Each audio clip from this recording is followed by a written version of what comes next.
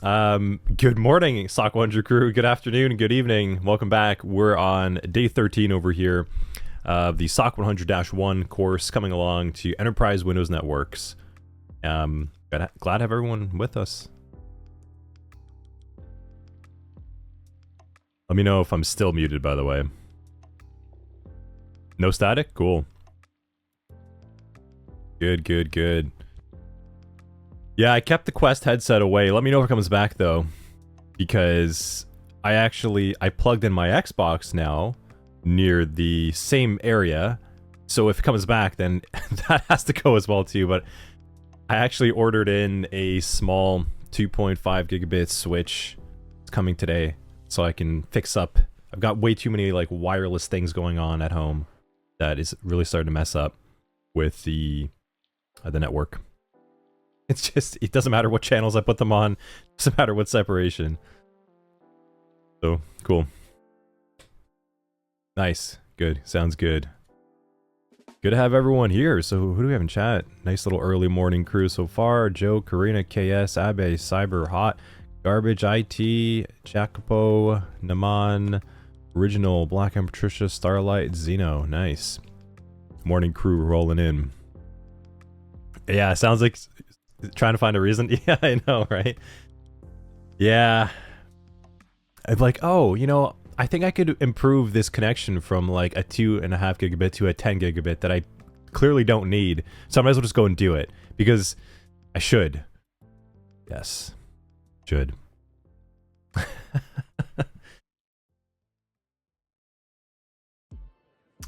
going on, Pariah?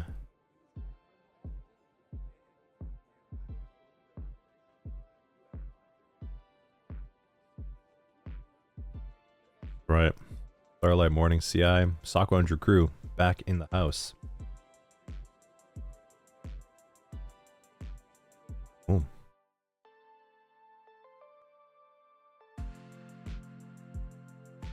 So is everyone still reminiscing and remembering the stream from yesterday? Kind of thinking about some of those adversary tactics? Are you all excited? We're going that way. We're not that far. We're getting closer. Get closer to the security stuff.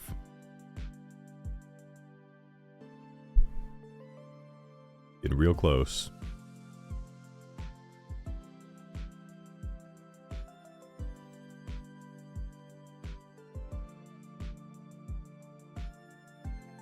Boom. Null mode, welcome. Good to have you with us.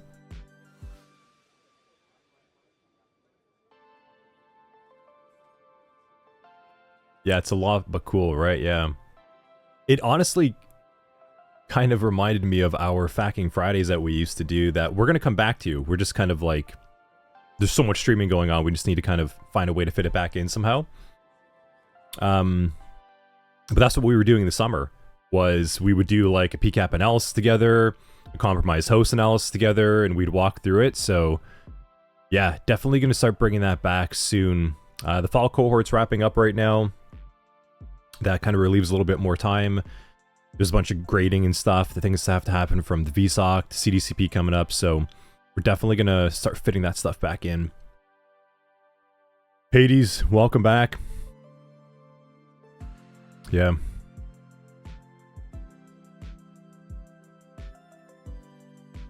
Also, Patricia, thanks for the sub too. I think you saw like right at the end of the stream, so we were offline, but I got the pop-up. I see it over here now in the back end, so thank you for that. Thank you for supporting the stream.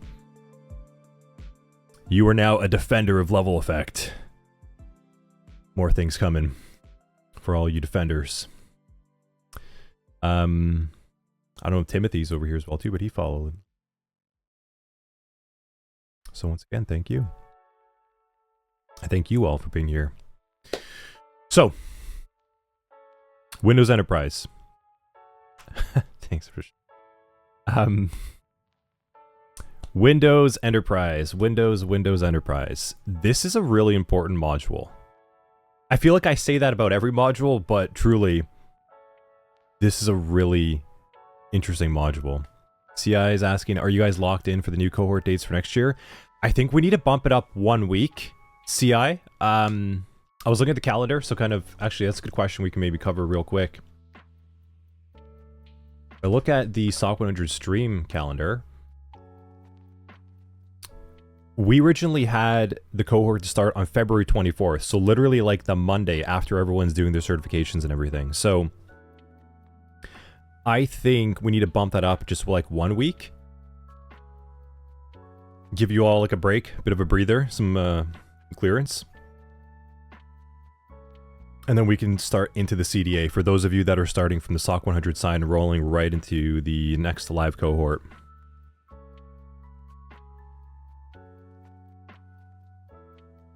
So some updates, CI coming on that. I need to look at it again this week, and I'll definitely get some updates.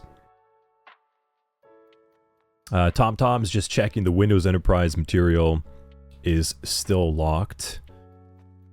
It shouldn't be. Do you refresh?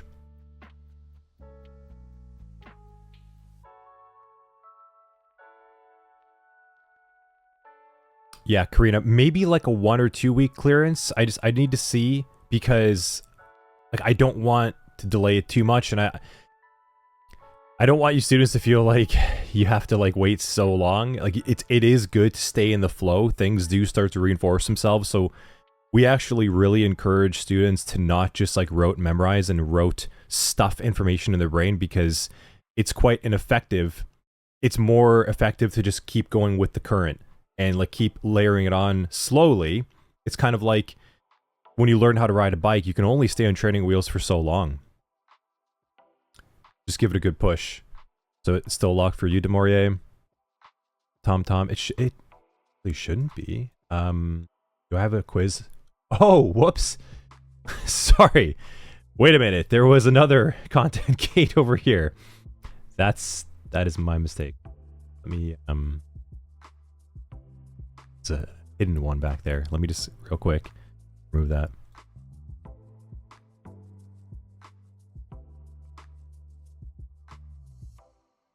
You guys want the password just for the fun of it?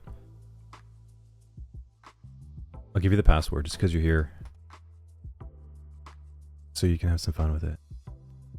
That's, yeah, you like that, Null? That's how I gate content in CoreStack, is I put up these. You know what? I'll just show you guys actually. Hold on, because the CoreStack platform is awesome.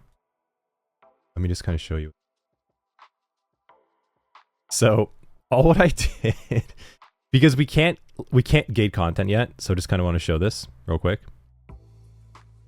If I go into like my edit mode, you can't see that because you're not a course admin. But if I go over here, you can see like I just put in like a password that it's impossible. Like unless for some reason you could somehow guess this, that one of these PCAPs is not like the other. Depending on your musical tastes as well too. Yes, that's your Windows password, Null. Just so everyone knows, Null is one of the course contributing instructors. He's lurking today. He's working on content, but he's here. He's going to be lurking in the background. You're going to meet him soon. He's like another Doug, but with an accent from the UK. There's password cracking, yes, yeah.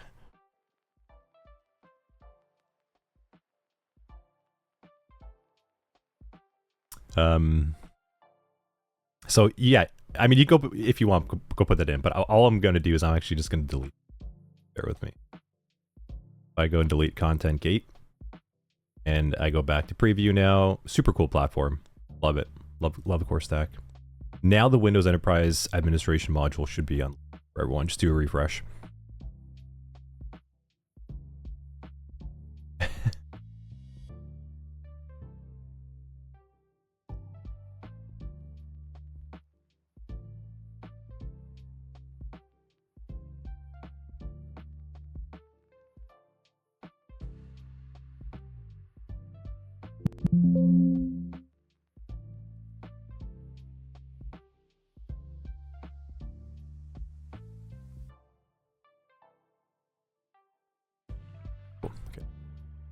Let's see. Karina's saying passwords from Sesame Street? No. If you like a little bit of certain music, Foo Fighters. If you like the Foo Fighters, you might know. TomTom, you're all good now. Cool.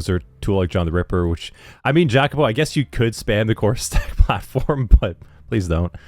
I don't think that password is in any dictionary list anyways. Quick question, is malware analyst different from defer? You're not really going to find like a malware analyst position. You might find like reverse engineering, which is going to be pretty much inside of digital forensics and incident response, more in the defer side, more in the DF side. That would be more specialty roles. But yes, I would say malware analysis is part of SOC tier, pretty much 2 and up analyst roles, not so much 1. That's pretty advanced for tier 1. And malware analysis is going to be inside of defer and reverse engineering types of roles. But always look at the job description too. With Sandra said it's a role. I mean, I'd like to see if it was. I think it's more of a job. It's more of like a job duty or responsibility. And there are some malware analysts that are part of like the government, nation state level, like large threat actors. You're not going to have like a dedicated malware analyst inside of like an MSP, like a managed service provider. You're not just going to have someone that all they do every single day forever is malware analysis. They're going to do a lot of things. Yeah, exactly. No, careful now. I haven't heard of it like a dedicated role. Yeah, it's I think maybe like I said, like I know in the military, like DoD, there are some specialty roles for that kind of stuff, but it's very few and far between. It's just part of your toolkit. If you're in defer, you'll need to be able to inspect malware and do some level of reverse engineering and feed that intelligence to threat detection engineering roles so that they can build pattern matching and rules to detect it.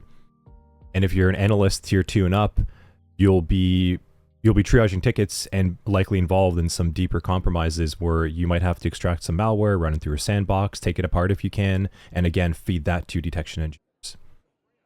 And when I say detection engineers, again, it depends. Like that just might be part of your job too. You might be involved in like the SIEM side with some of the rules, some of the firewall rule writing as well too.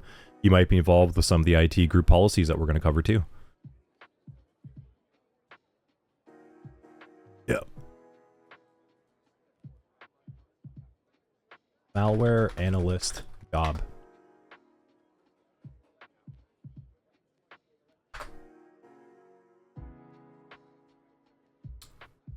Yeah, so like nothing is even coming up. Canada's such a smaller piece of the pie, it's crazy. So like malware researcher.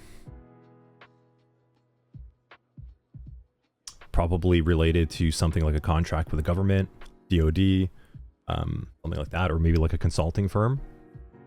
Very, very few and far between. Yeah, it's more of like a piece of what you do.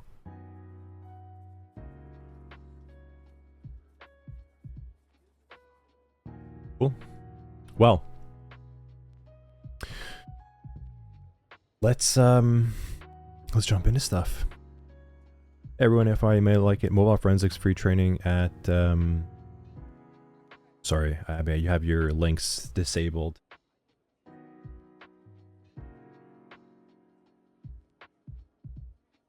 Okay, try that again. Through you on the VIP side. I just have it by default so no one can come in and just like drop links. There you go.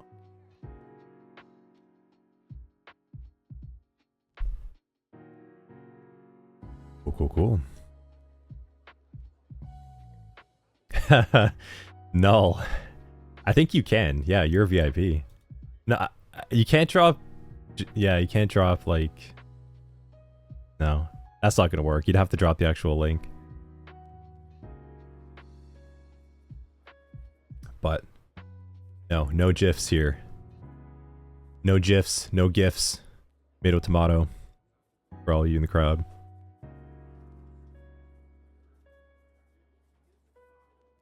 Cool. Okay. That's enough banter. So today's going to be a little iPad heavy. We're going to go back to the iPad because there's a A lot to cover. So before we begin, some disclaimers.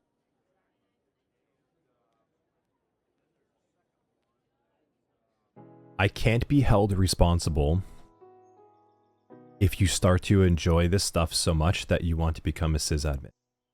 Okay? It's not my fault. Can't blame me. Just want to be clear on that. And afterwards, you can't blame me for when you love your job so much and then a switch or router fails in the middle of nowhere at the middle of the night and you don't have a config backed up for it and you lose a year of your life. You can't blame me for both conditions, okay? This is an interesting module. Windows Enterprise is what moves the world around. It's because of Windows servers and there's the way that they're set up inside of companies that allow effectively every company to exist the way that they do. Outside of some like smaller niche-sized kind of setups, small cloud security, small cloud infrastructure shops and whatnot, but this is a big one. This is real big. So, second disclaimer. You're going to see an older intro on these videos for now. We found them. This was the original Windows domain content we used to include inside of the Cyber Defense Analyst program. So when we first had the Cyber Defense Analyst program, that was a huge course, like massive, too big, too long. We had some time dedicated to this inside of it. We've now taken out that content and have put it ahead of the game, so you're exposed to it earlier on and introduced to Windows Active Directory and servers and all that stuff we're going to cover today. So the video is going to be a little bit of a different format. I need to go inside and do some editing and chop it up and stuff at your date. So on that note, the video is long. We used to record like 30-minute videos, and feedback told us to cut those up into 5 to 7-minute videos, which is why you see like these smaller videos are much shorter in length. So just a bit of a disclaimer, okay? So when you watch this video, and the next one on your own as well too, after we do the lectures and everything live, try to do like 7 minutes at a time. Don't try and sit through a huge portion of it because it's a lot. Unless you really like it, then do that too, but it is a lot of content, okay? Any questions on that? Just want to clear up those disclaimers.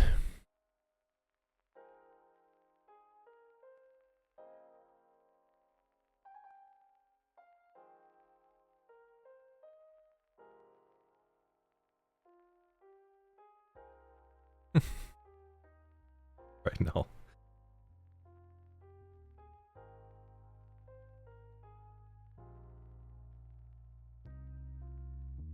Ready? Lock and load.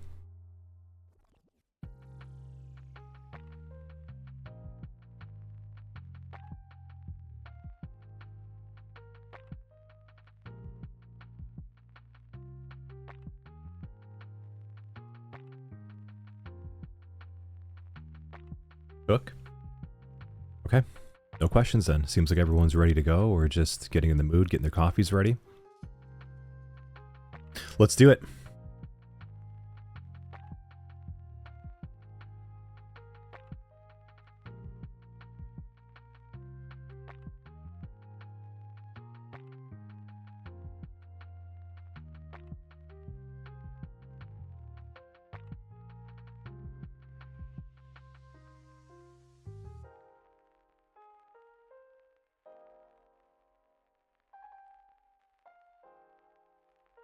Alrighty, everyone.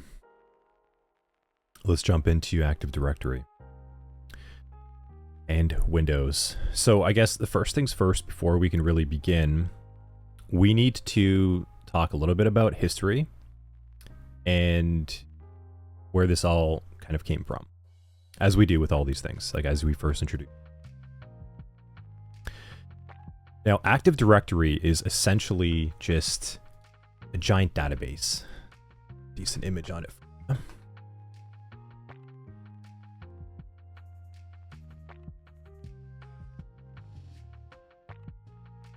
Yeah, sure. Maybe something like this. Think about as I explain this for a quick moment. Consider that Active Directory is effectively just a giant database that sits on a single server. Now, we talked about the client-server model, right? It's the same thing here. So that's kind of like saying we have hundreds of clients to a server in this case. This is like a clients to server model. And there is scale, of course. So as more clients go up, then servers will go up to support the features of this service. So what you have in an Active Directory environment, you've heard this, you might hear this called like AD, like Active Directory. This is a service provided by a server where Microsoft has configured Windows Server. It's a different operating system than Windows 10 or Windows 11 or Windows 7. Those are user operating systems. And the Windows Server operating system is just a much more feature-rich version. It comes with a lot of administrative tools, software, and depending on how it's configured at the hardware level as well too, you could really pack it in with a lot of like hard drive redundancy, different ways to optimize RAM, CPU usage. It's like, imagine Windows 10 that you use at home or Windows 11 and beef it up like crazy so that it's super fast and it can provide a service for hundreds of people. That's effectively what a Windows Server is. And they're large containers, like they're large towers that you might see. Those server rack. So you might see like these giant things, and these are called server racks, or just racks. It's fine, honestly. And they look like these large kind of like rectangle computers. Like imagine you took your computer and you just kind of flattened it a little bit and made this long rectangle type of device. And some of these are called like blade servers and whatnot. They have a lot of different names, and we're not going to get too deep into the weeds of getting you. Like, we don't want you to become like a data center technician. We don't want you to get so much at the hardware level right now. We expect that if there's things that you want to get involved in on those sides, then please continue your research. But what we want to focus on is your ability to use Windows Server, use the server software and tools to provide the essentially like the basics and middle point of user administration, and then start getting ready to layer on security components on top of that. That's where we want to get you to go. So we're not going to go so deep into like this, like setting up an entire data center with different systems and cabling and different power supplies. By all means, after SOC 100-1, you should be ready to be able to apply to like help desk 1 to 2 even positions based on what we've taught you. And I do encourage everyone. I loved my time in IT. I think IT is really fun. You don't want to sit on a desk forever resetting passwords. Please don't do that, because that's not really even IT. That's slowly just going to be automated out eventually, and it's usually offshore anyways. Like, you don't want to get stuck in that kind of position. Starlight saying, after SOC 100-1, yes, after SOC 100-1, you should be able to perform IT help desk work. We are actually even going to put you through a help desk analyst and troubleshooting module right after this, where we're going to put you inside of a virtual IT help desk. We're building one for you. You're going to have more experience than technicians that I remember working with when I first started in the field, 100%. So it's just a matter of getting comfortable with it, packaging it up, and then start applying. Now, for those of you that don't want to, and you just kind of want to keep layering on your education, you can do that too, and then apply for other positions later. Either way is fine, but I definitely recommend it because remember, cybersecurity is just a subset of IT. Don't sell yourself in anything otherwise, please. Demori is saying, got 2 of those in your apartment warm. Yeah, that's a side benefit. If you have a little server rack and situation like this at home, you don't need heat. So still keep it nice and toasty. My computer room here, my office and my like workshop and everything is always nice and warm when I have everything firing up. I agree with you. Null are giving flashbacks to data center testing. Yeah. A lot of flashbacks, a lot of memories and lessons learned.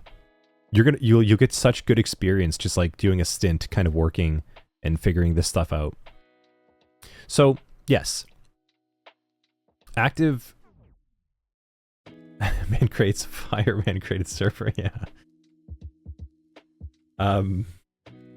Active Directory is essentially just, like I said, it is a giant database that sits on a server that all clients can connect to so that everything is centralized. And it's hosted by a Windows server, which is a different operating system than Windows 10 and Windows 11. Now, here's the funny thing. You've actually all been using Windows Server. So, on the left-hand side, you're actually going to see 2 new VM ranges that have been provided to you inside the course. Please let me know if you don't, but you should, if you just do a little refresh. You're going to see the SOC 100-1 base enterprise group, and you're going to want to go and launch that because we're going to work with that one.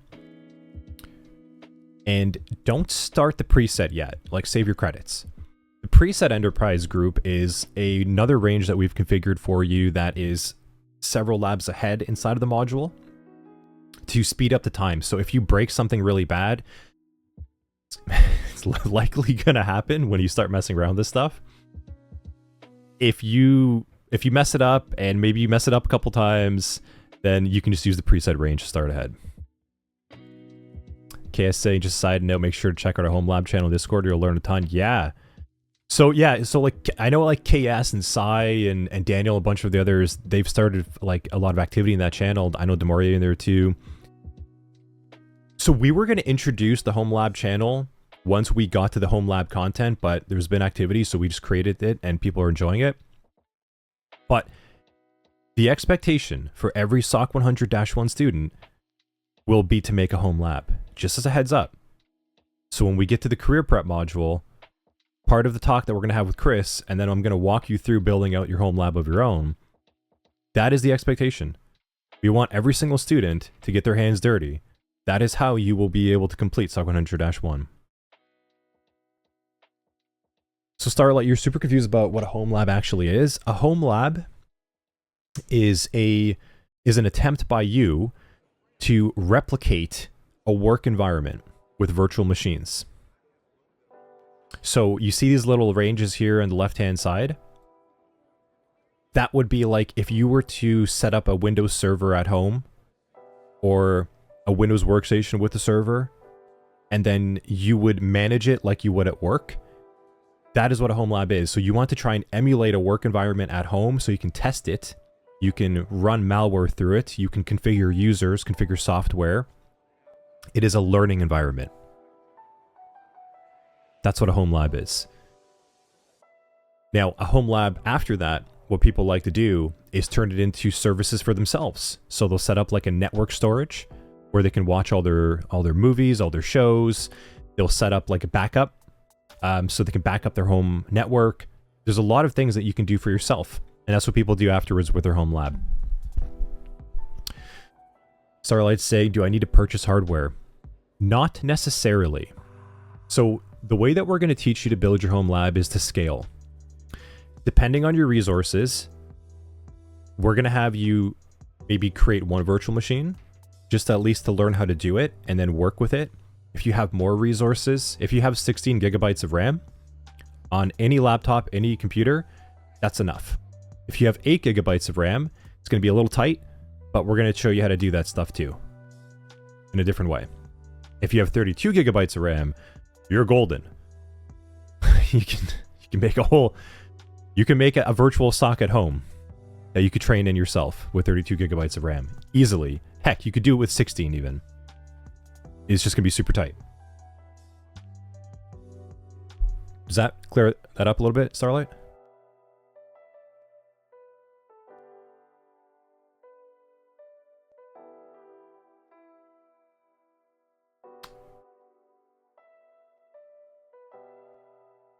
Don't know which.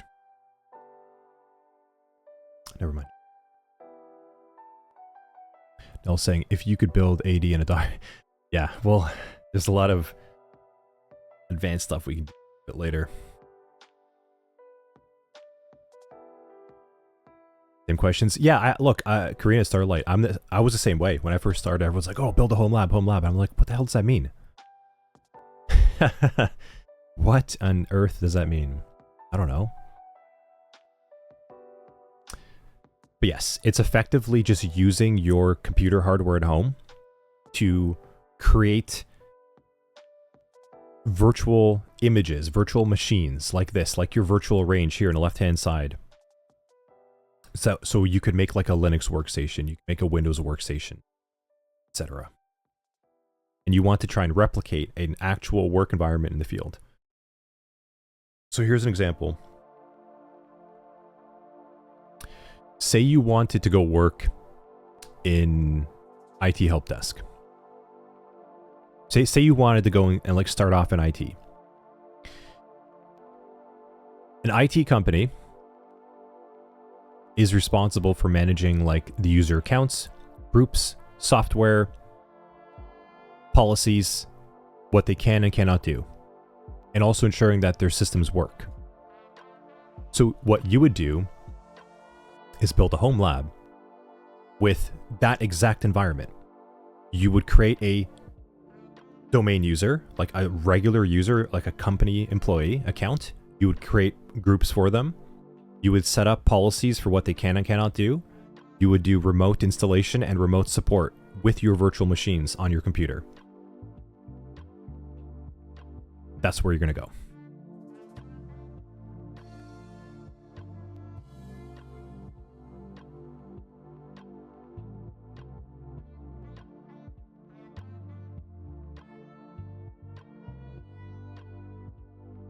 You're just saying glad to hear it can be virtual because I'm not even changing a printer cartridge. Yeah. Yes, we're going to do virtual. Just posted an image, your current work in Home Lab project. Yeah, cool. Thanks, Moria. Yeah, I'll check it out. See what Moria's up to. It's going to be part of the ask. I'm going to want people to create a network diagram. We're going to teach you how to do it. I'm going to ask people to create a network diagram and post it in the Home Lab channel. Like, show what you're up to. What are you thinking? Why?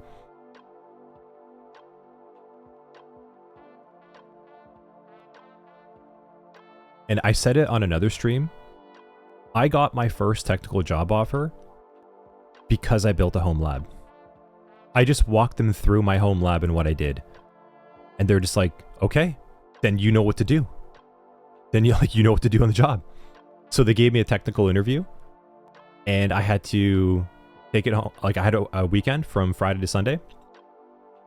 And I had to go and essentially do that again for them. I had to like build another home lab for them. They gave me some requirements. They gave me a remote desktop connection to go inside and set it up, configure it. And I did. It was effectively just what I did at home. And they called me on Monday and said, okay, when do you want to start? Like, it was just like a verification. Okay, like, cool. Like, you said you can do it. It's awesome. Now let's get you to do it. And then I had the job offer sitting on the following week.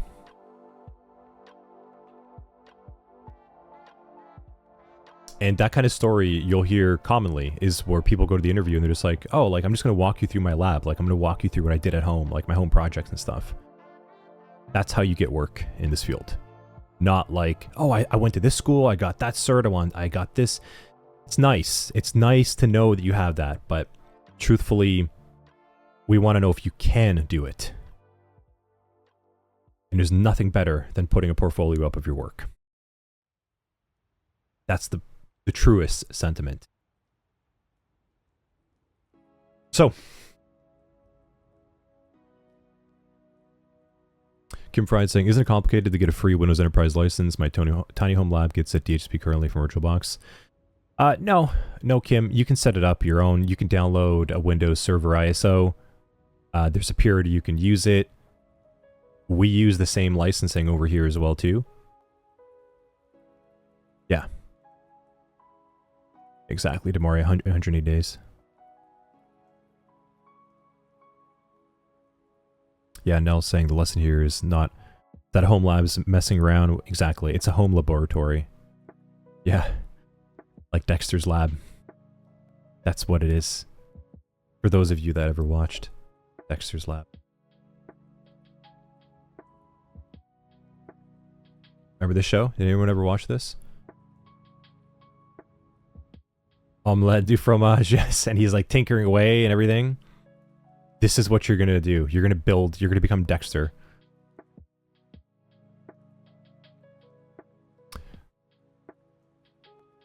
I'm sorry, you meant Windows Server. I'll use free interface. Yeah. That's, I think, well, that's what Demore and I were saying. Like, you can go and download. So if I go, like, Windows Server, download, valuation copy.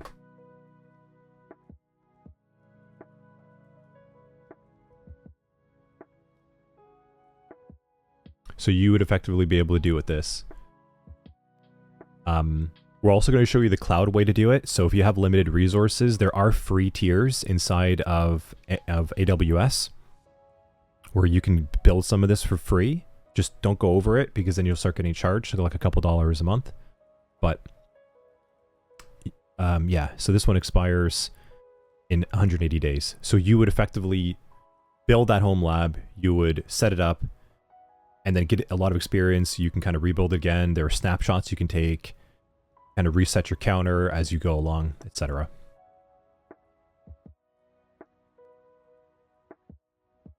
Cool. But we're going to come back to that. First things first, let's go ahead and let's actually start going through and talking about this a little bit more. So, iPad time. iPad time. Kim's saying, I wonder when maintenance will be so cheap that servers will be set up in space due to cooling and solar power. I mean, like, yeah. I think realistically, maybe in the far future, you would just have like this giant AI center kind of floating, like the Borg. Star Trek fans here.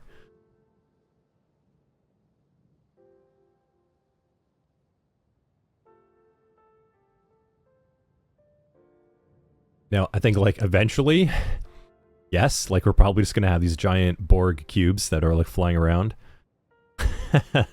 in space, and it's just like this giant AI, which is effectively what the Borg is.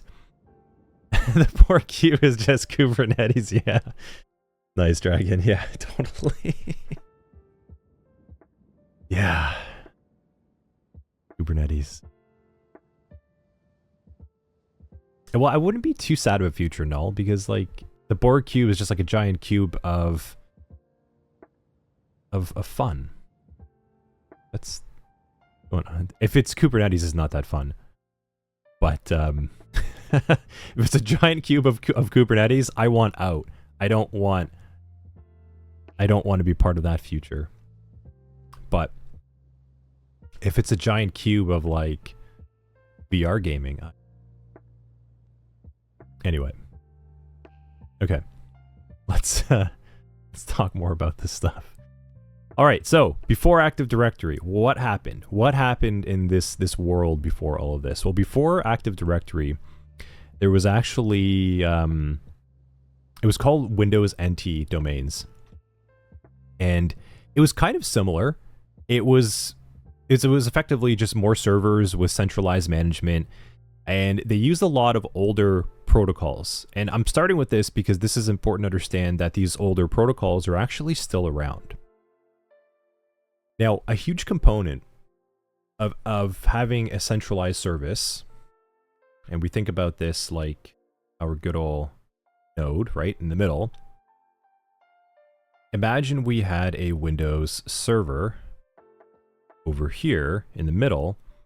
Well, if And this is kind of looking like those old networking connections, right? If we had workstations A and B that wanted to communicate to one another or be part of this like network, right? Imagine this is a network. This is actually called a domain. Well, there would have to be a way to get in. There would have to be a door, right? Like imagine this kind of like door that would open up over here. And let's say like workstation C says like, hi, let me in. Like if you went to a club, you went to a bar, right? And, you know, like once upon a time when people were a lot more, I guess, going out to clubs and bars and stuff back in the day, right? We had a lot of bouncers and stuff. If someone wanted to get inside here,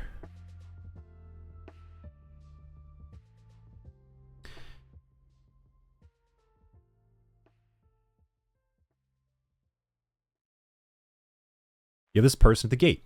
You have this this service. Now, in real life, we know that as a bouncer trying to let them inside. In the Windows world, software level, this is called Authentication and Authorization. There has to be a service to let you in to this domain. And this is where it all kind of starts. This is where things start to become centralized. And this is where we get this concept of a Windows domain. We need a home for all of these workstations and devices to live within inside of a contained environment. And you are let in, and then you get all the benefits of being part of the club. And that is called a Windows domain. Dragonfleet saying, was LDAP around for NT? I think it was. LDAP was around, but, and I'm going to talk about this in just a moment, but we were actually, there were other authentication and directory service interactions at that time. I think the NT domain used to use just the SAM database, if I'm... Just double check. Domain SAM database, I'm pretty sure. Yes. Yeah.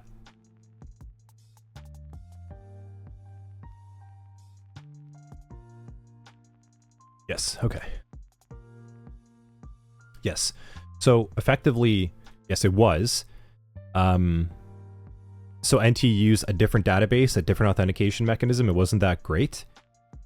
And then Active Directory kind of came in with Kerberos, and we're going to talk about that in a moment. So we'll get to Dragon in just a moment. So in order to get into this domain, you need an authentication and authorization protocol. That was a nice analogy with the bouncer. Yeah, that's effectively what it is. The bouncer's like, what are your credentials? Like, why should I let you in? Are you on the guest list? And the old days of Windows NT, like pre-Active Directory life, and this was like pre-2000. Yeah, you were a Windows system for a long time. I've seen it. Yeah, I know. It's a lot has changed, but it's important to understand. That's why we talk about this, a little bit of the history here, is because these old protocols were still in place. So back in this day, you actually had authentication through two services to get inside. Primarily, LAN Man, LAN Man. So this guy over here was actually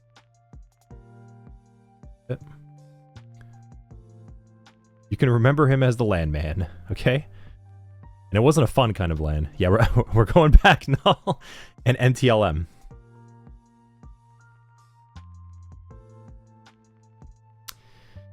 Which was... So LAN Man is LAN Manager, and NTLM was NT LAN Manager. This is... It's annoying, I know. Like, Windows has this, like, terrible naming convention. Anyways, we're not going to get so deep in the weeds of that, but just... We need to talk a little bit about these authentication protocols real quick. We're not going to get so into understanding how they work this time, just the fact that they do exist. Okay. LAN plus NTLM. These are protocols. And remember, protocols are just languages that we use to structure data that a client and a server can understand to interact with one another. Remember, it's all it is, like HTTP GET. What else did we see? The DNS, right? We saw DNS queries for A records and such. It's just a language. So remember, these are just more protocols, more languages to structure data. Now, there was a problem with this, is because LAN wasn't good, if I recall. I think they just stored, like, uppercase. I think it was uppercase.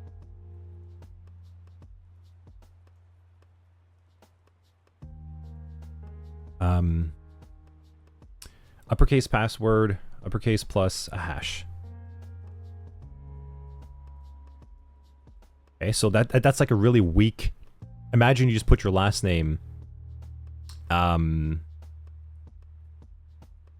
imagine like you're using your last name, and you just like say it from backwards to front, right? So like, that's not a good authentication method. Anyone could guess it, right?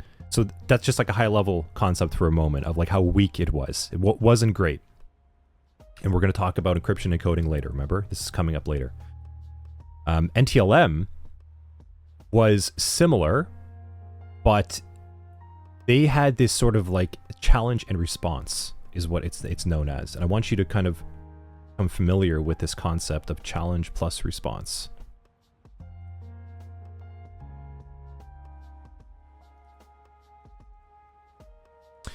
And the way NTLM authentication worked was you would have a hash of your password, which was stronger. So instead of like your last name backwards, it would be like your last name plus numbers, letters, all that stuff. And we've seen a hash a little bit already. Here.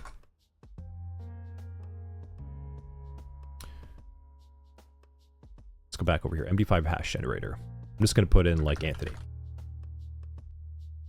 So this hash over here, this MD5 hash, would effectively be what I present instead. So this is stronger, right? This looks more difficult to understand and guess. However, there's a problem with NTLM. NTLM is using this method of challenge and response. So going back to the server, client-server model, kind of look at this.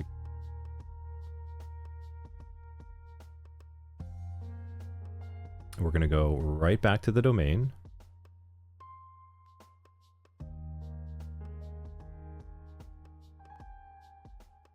Server. Now, if workstation C wants to get inside, and workstation A is inside here, this is very similar to what people used to do in clubs. I'm sure they still do. The server, in this case with NTLM,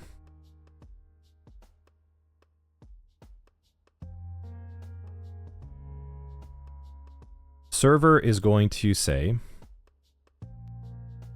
what's your ID?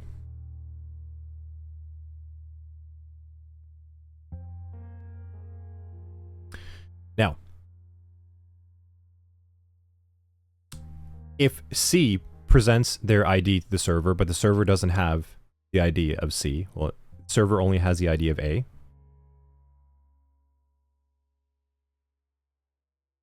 Okay.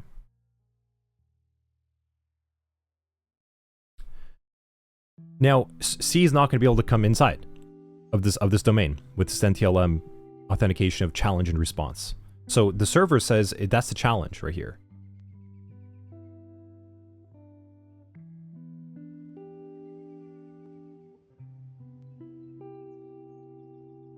Now, says I don't have one. Or C might be like, you know, my ID is 1, 2, 3, 4, 5. And the server's like, well, cool, like you're not in. I don't have your ID, so you're not inside the network. Like, I can't give you what you want. I can't provide services to you. You're not allowed in this domain. However, if C was able to have a friend inside the club, call them B, and if B was listening, right? That's a terrible ear. But if B was listening to whenever A and server were talking and sharing this challenge and response, and B then sent the ID of A, well then all what C needs to do is be like, hey, actually I'm A. Server's gonna be like, cool, all right, you're in. And it's kind of what, when people used to like share IDs.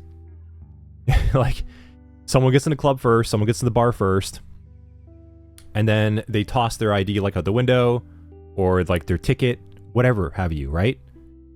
Once you're in the domain and you've proven your credentials, then you just like throw it out the window to someone or over the gate. And then they take that ticket and be like, oh, hey, here's my ticket. Sharing Netflix accounts. Yeah. It's the same thing. So you can see there's a massive problem with the way that this challenge and response mechanism worked. Need more coffee.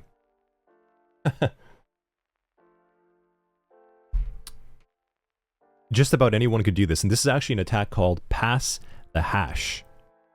Because what the server is asking for, the server is saying, hey, what's your hash? That's your ID. That's how you get in. And your response is providing your hash. And the server just looks on the guest list. Like, is your ID here? So if C knew how to talk to B, and B just shared the guest list name of A, C could just provide that to the server, and the servers would be like, cool, you're in. Now, CI is saying challenge response is a stronger hash. Yes. Well, in this case, NTLM used a stronger hash that couldn't be so easily guessed. LAN Man was super simple. Like, you could just kind of like reverse it around or guess effectively. But NTLM, you couldn't guess. It was much, much harder. You really couldn't guess it. So the way to get in through NTLM was to get an already captured ID, like someone else's stored hash on the network, and then just provide that instead. That is where this all kind of began, is that was a huge problem. And here's a little surprise for you. It's still a problem. No. No, it is not, CI. NTLM is not encrypted. You're going to learn about this later in the security modules and stuff as you kind of study. But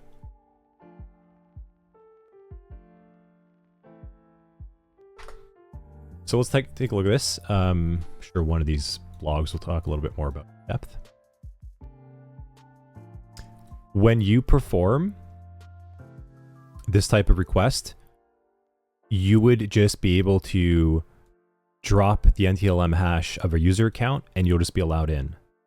And when users are trying to connect with one another to the server, they're sharing this hash back and forth through the network. Now, I'm simplifying it because there are a lot of controls to try to prevent this, and we'll get to that later in security. But at a high level, that was the initial problem. Not to mention the optimization of actually being able to do this. Like, here's a decent model.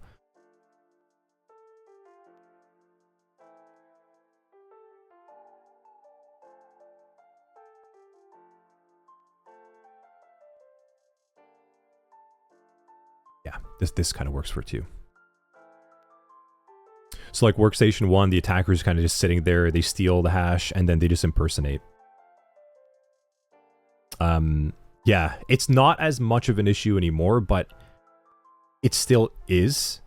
It still can be. And for old networks that are still kicking around with like server 2019 and under, especially, these older protocols are still in use. And okay, do you remember when I said this was like class 1 or 2 on Windows? And I was talking about the differences between like Mac and Linux and Windows. And I was like, Windows has been really good to provide a lot of backwards compatibility and support for a lot of old protocols. That's also a problem. Now, I can't remember when the date of this was, but I'm pretty sure Windows actually... Microsoft disabled NTLM. Yeah, here you go. Okay, so from Windows 11, 24H2, and Server 2025. So this was last year. So this is when is this? See when this is dated, just to give you all an idea.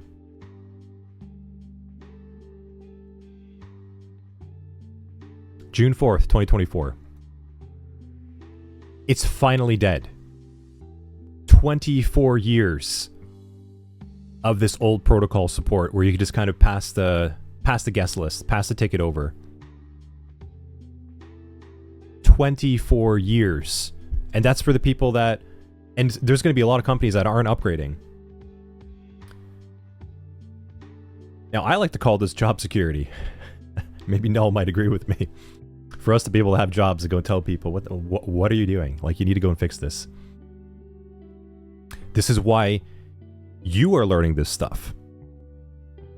This is why you need to know this information so that when you are getting into the field now, you have a job because you need to be able to help companies set up their IT infrastructure effectively so that users can do their job. And then if you're on the security side, securely so that things like this don't happen, where people can pass a ticket over and hop inside another user's account. There's two things that you're trying to get to. No upgrade means they lose cache. What do you mean by that? Sorry, CI. KS saying Windows 10 losing support October? Yeah.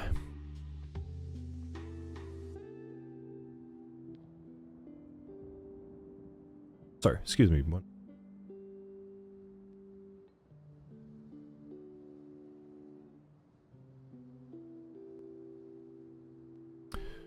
iPad is ringing. Cut that off.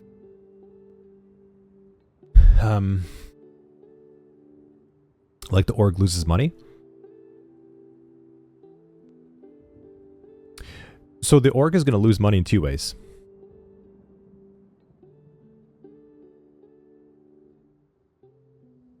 I'm sorry, just give me one moment over here. I'm getting hammered. Real quick.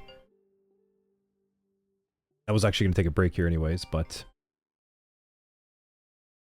Okay, there we go. Done. Alone. Okay. So the org will lose money if they don't upgrade because they will be resulted with a security breach, probably. That's probably what's going to happen. It's at some point. Fun fact, unsupported software OS is one of the most common cyber... Yeah. Okay, so exactly, KS. We're actually going to be talking about that in 2 weeks. We're going to be talking about governance, like how to actually... how to manage this stuff. And I'm telling you all, it's the basics. Patch management, like just patching stuff, making sure versions are up to date, proper passwords, like going disable NTLM, disabling LAN Man. That is what security is. Like, I'm sorry if you were thinking you're going to have a hoodie on and hack all day. A lot of security is just telling people to do what they should do.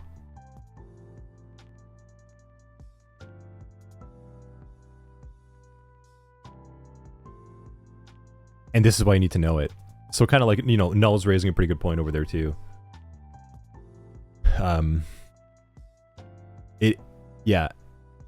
It for the most part, it will, yeah, it's pretty much always going to be whatever is cheaper.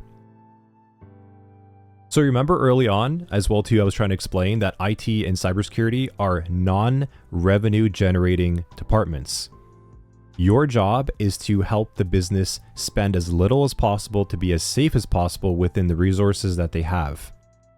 It's not just about getting the latest greatest tools. That's not what technology is.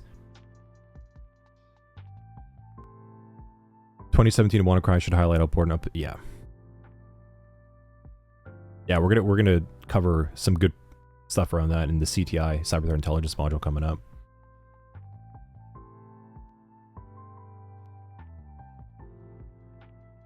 Okay, I'm gonna give you all a very important statement that I learned early on in consulting. I'll type it on chat. Is if you ask for money, you will get advice. If you give advice, you will get money. Okay?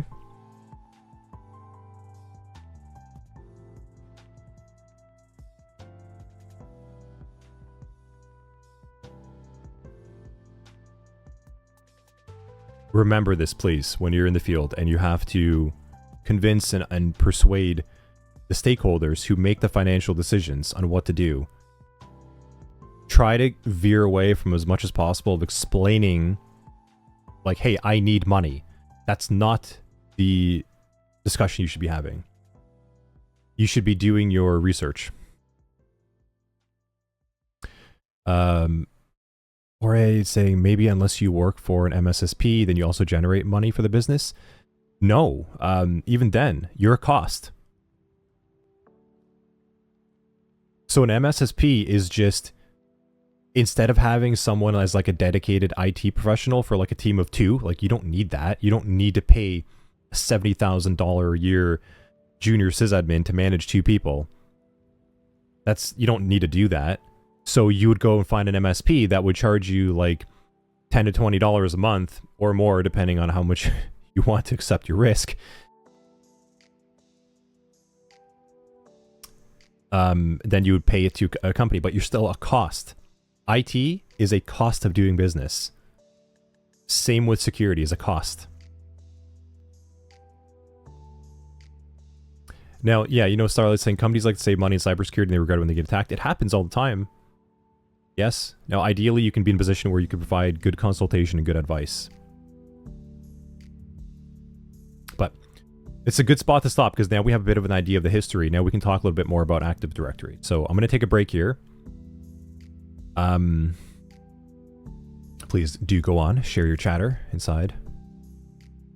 Well, let's take a little fiber, get some coffee. Coffee time. Or tea, depending where you're at in the world.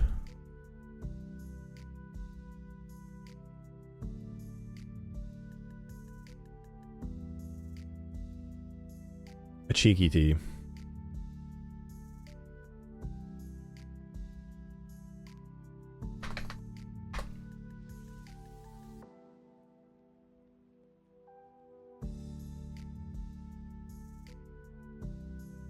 Oh, I actually need to change the title. Let's get over there.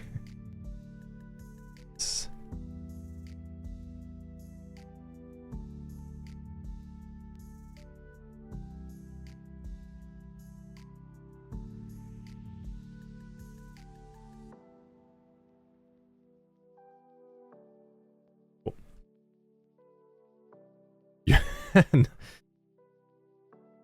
No, you haven't done much course creation in your last hour. Yeah, that's not good. Nice to have you here. Chat, if you want to bug Null, please do. He's very experienced. You're going to meet him very soon with the report writing module. He's going to teach you all about... He knows how to write a good report. He's the AppSec, application security, super professional. IT, Jacopo, go ahead, drop the question. I'll be back. I'll answer it then, but let's take a quick little break, and then I'll be right back.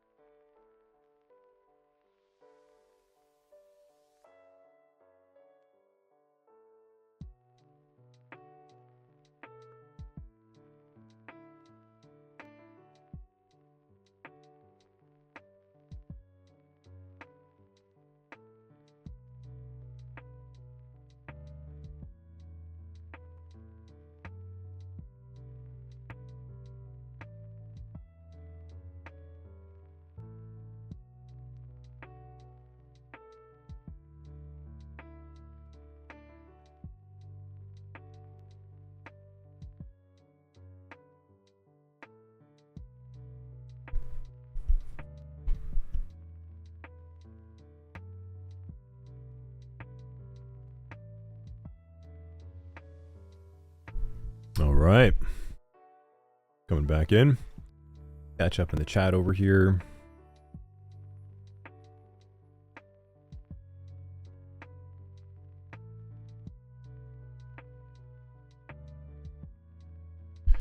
Let's see.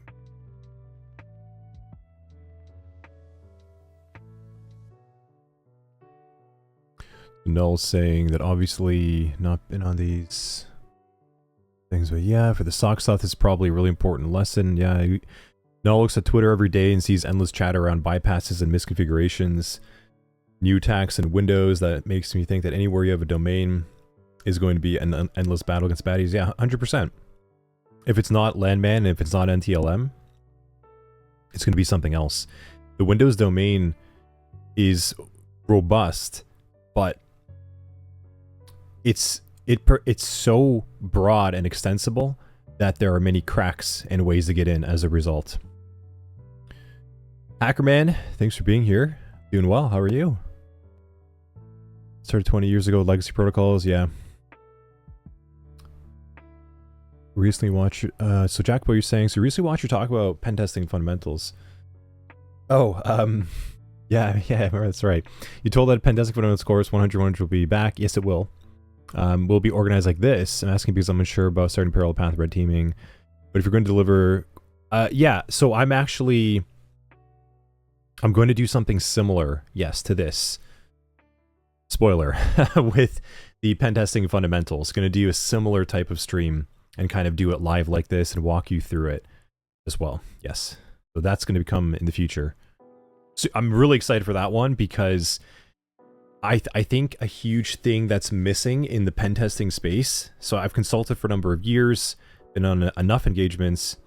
I think the training space is really lacking in the ability to translate technical findings in a digestible, relative manner to an actual threat surface.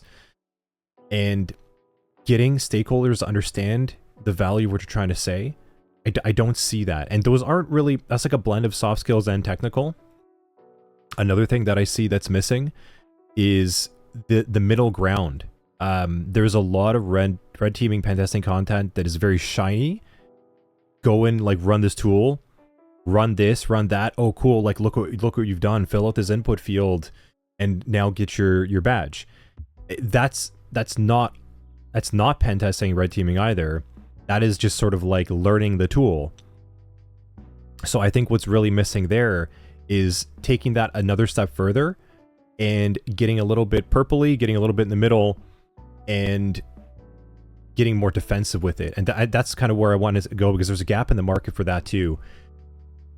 Being able to run an attack, run an exploit, and then give a generalized remediation is one thing, but then being able to write your own rules, like your own detections, run it against your own home lab, like your own group policies that can mitigate it, etc., is a gap.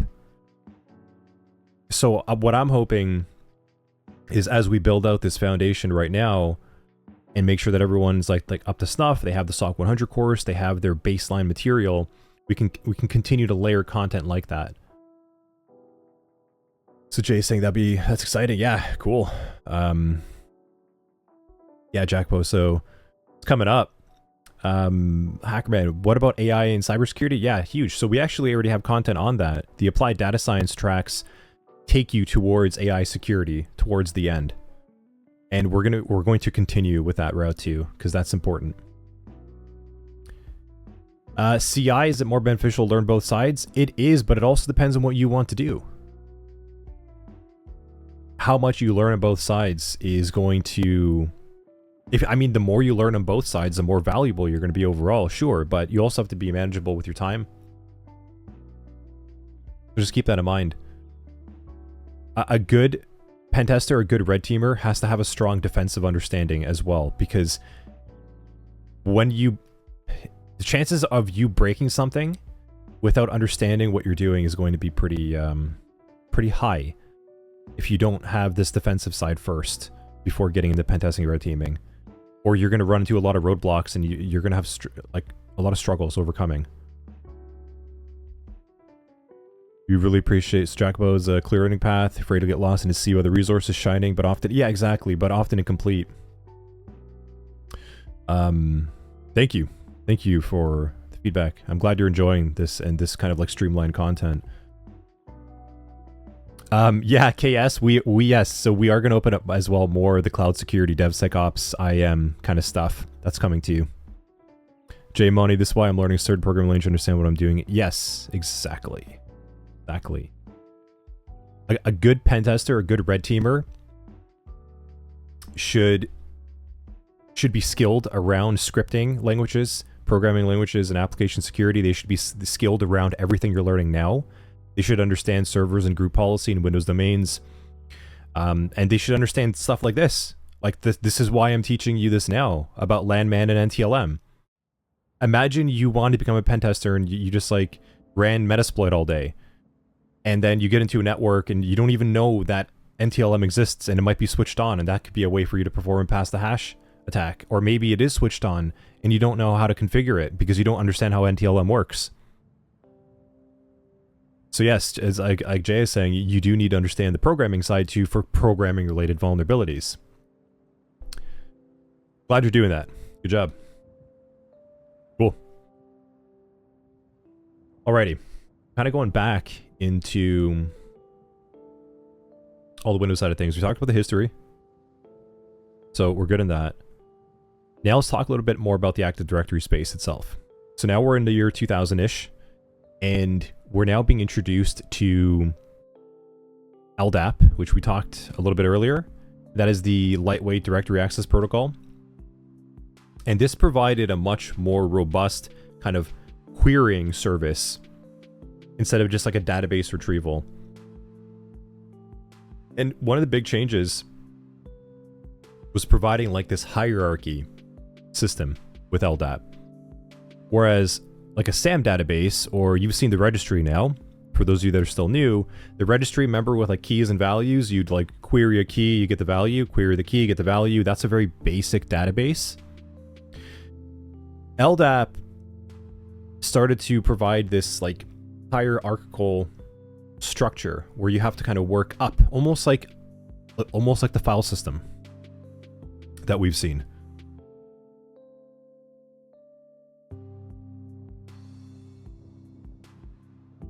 So let me show you kind of what like an LDAP query would kind of look like.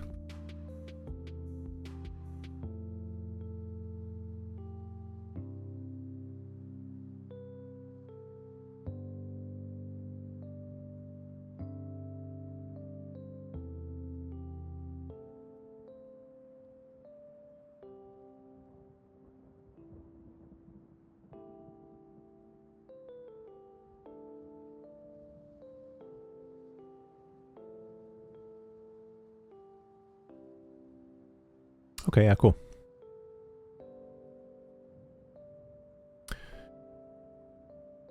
So LDAP provided this, like I said, it's a querying structure to interact with the server and the database on the server. And this allowed you to provide values like domain component, common name, and kind of like you see in this example over here, you see like root of search. And this, what does this look like? This kind of looks like DNS again, right? Like contoso.com, that's what that is. Like you're hitting that domain. So LDAP actually brought in this almost like DNS kind of structure with records and a file system like view of a hierarchy. So I'm going to show you another way what this looks like. LDAP hierarchy.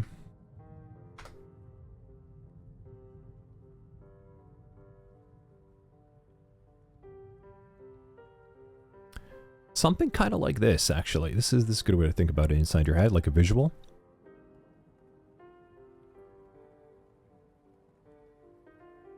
This is effectively what the structure of your Active Directory environment looks like. That is queryable. Is that even a word? That you can query by using LDAP. The LDAP protocol is a way to query your needs and make requests based on this structure. You have like this root domain, kind of like we saw like .com. And then you might have like USA, Australia, UK. So it would be like USA.com, if you will. And then you have your organizations, you have your organizational units, and you have your objects inside of that. So this actually provided a very structured, controlled manner to interact with data compared to a general database, which is just give me this key, provide the value. Give me this key, provide the value. There is no hierarchy like this. That's pretty cool.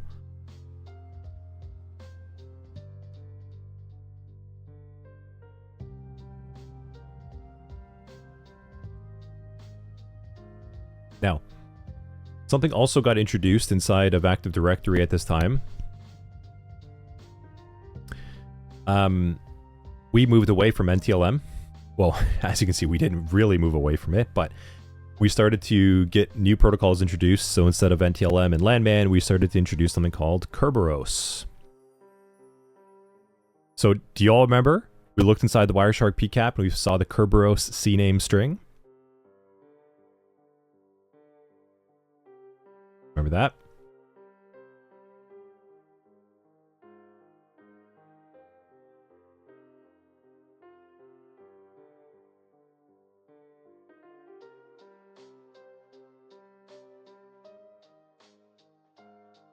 Yeah, cool.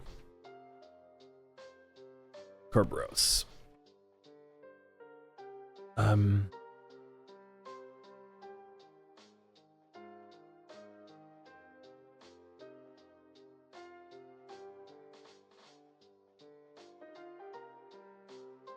It's not a bad image.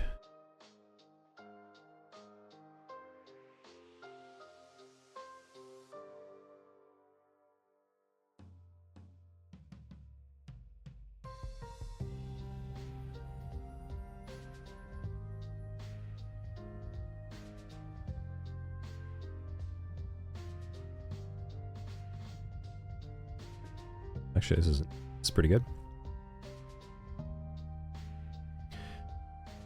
Kerberos was a new protocol introduced that provided a much more robust mechanism for that challenge and response authentication compared to what we just talked about with LAN Man and NTLM.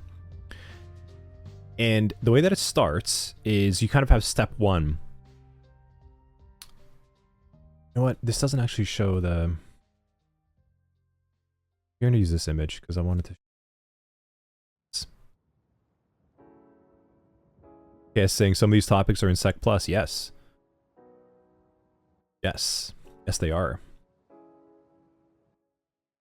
So the way this kind of works over here is like step one, we have the client is going to send an ASREC, so an authentication service request.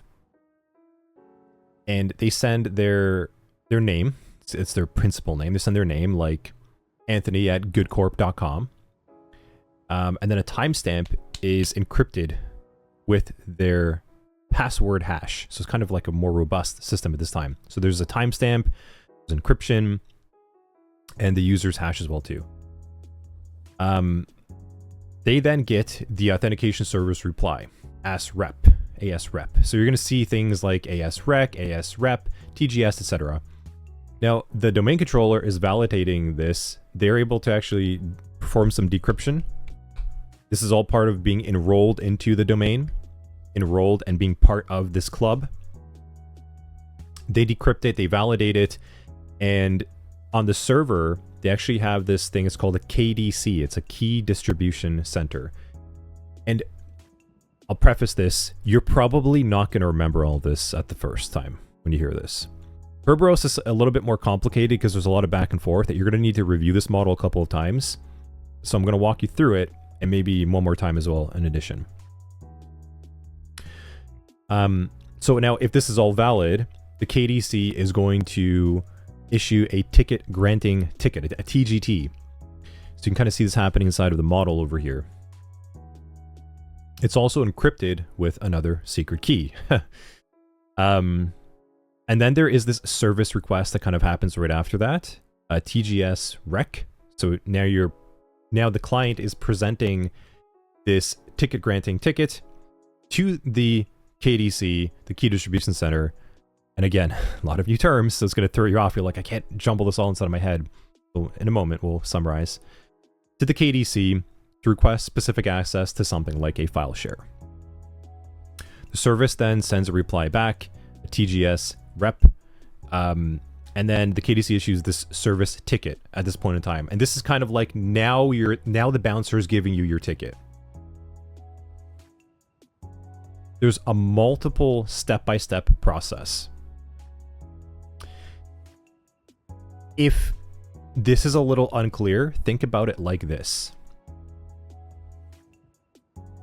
Imagine you went to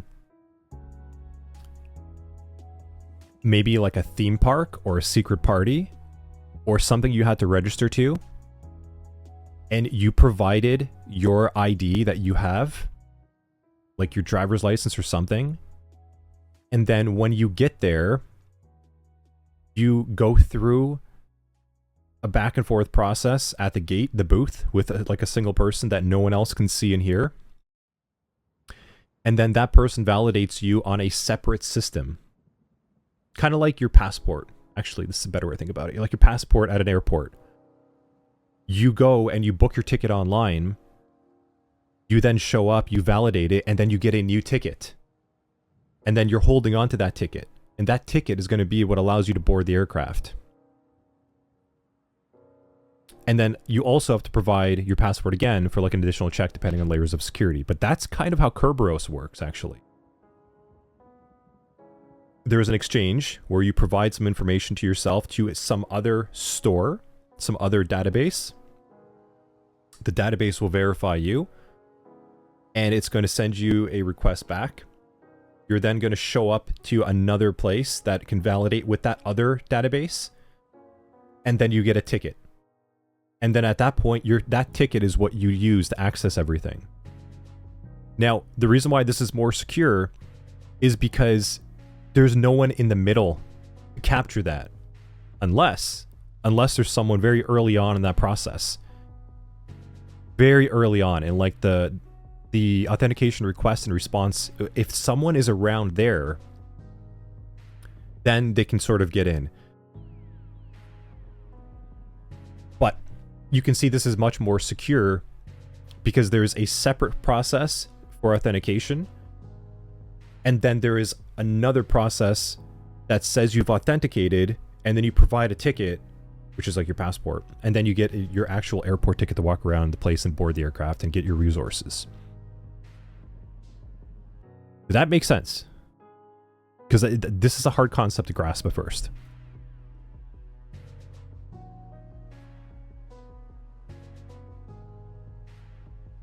I should say, did it make sense enough at this point in time?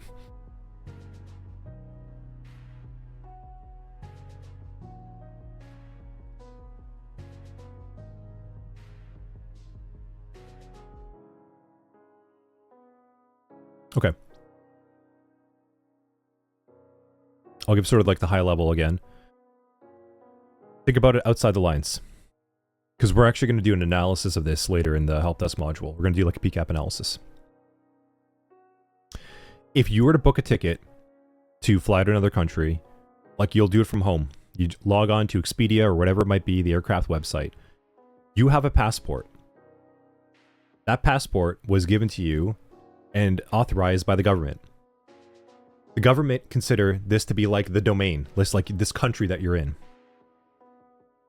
They've already provided you some initial access of your passport. You then go to another service, a booking service. So you don't just show up to a plane and say like, hey, here's my passport, here's a receipt, and I'm allowed to now book it. It doesn't work like that.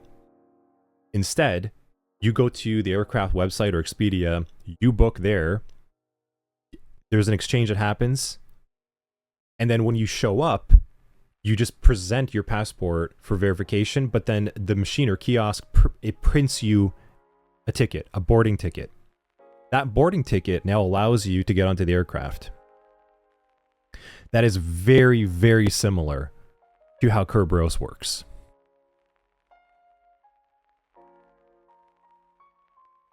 So you can see that there are multiple levels of exchange until you finally get the aircraft ticket to enter the airport and go to your plane.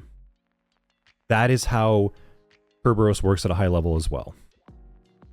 Now, to get more specific, I recommend you to kind of look at a model like this, study it a little bit more so you can get more familiar with the names, because there's no way you're going to look at this and just immediately be able to recall like how many different terms are right here floating in your head. That's not a realistic expectation.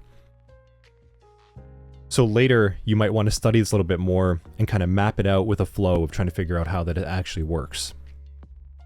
In the help desk module, we're actually going to look at a PCAP of captured traffic that shows like a Kerberos authentication happening. You'll get a little bit more under the hood over there.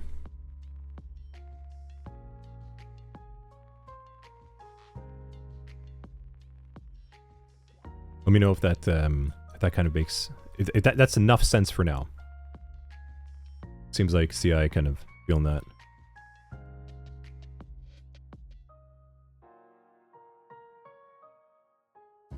J-Ray, I have a question. Given that you're providing timestamp, password hash, isn't it possible to capture the hash plus time to get the actual password? Yes.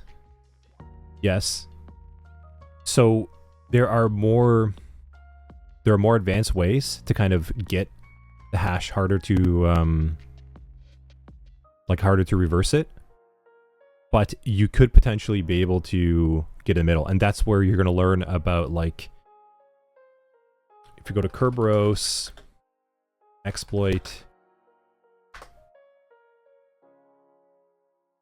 When we get more into the security side of things, there are full-blown attacks that actually walk you through how to do this.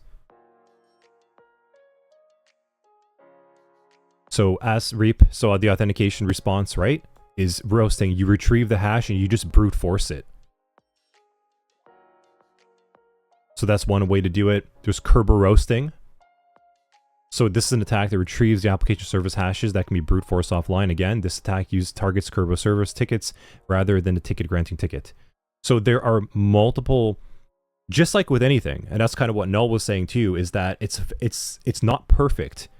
So if we look back at this model, any one of these stages here are still susceptible to either being reversed or man in the middle caught.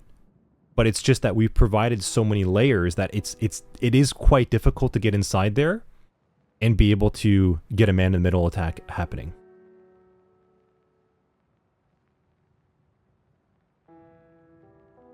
That kind of help in the meantime, Jay?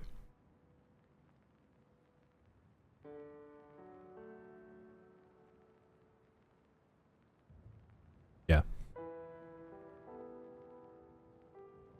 Yeah, much later. I think in the SOC 100-5, I think we have planned a Kerberosting attack, so you can actually walk through it.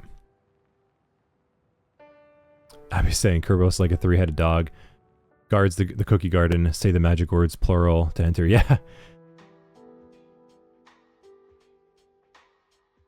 Yeah, Jay, we were just talking about, NTLM. So a lot of them fall back to NTLM because it's an older supported protocol, and that's what we were saying, like, finally, Server 2025 and Windows 11 24H2 is going to kill off NTLM.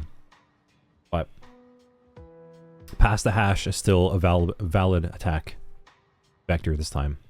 So a little bit more advanced. We're not going to get into the attack side of things just yet, but what I want you to understand is that there is now a more preferred authentication protocol of Kerberos, and it relies very similarly to how you book with your passport to get a boarding ticket to enter the plane.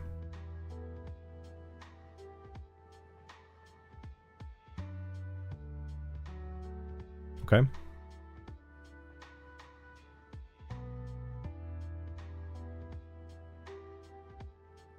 Freddie Mac used LDAP heavily. Yeah, of course. 20 years ago, they still continue using LDAP, of course. Yeah. Senior middleware engineer, paying 150,000. Yeah. Just by knowing this stuff. So yeah, hint, hint, everyone inside the chat. If you understand this like directory service and you study it more, because you can get really deep into the weeds of like sysadmin and like Windows management, server management. like really, really top notch, and you're good with like scripting, there you go. You have a $150,000 a year job waiting for you eventually. This is complicated stuff. That's why I said don't get too deep in the weeds of like, oh, I gotta like memorize on the fly. Go study it offline in the stream after and kind of walk through. Kerberos ticket granting. Or let's see. This might be better.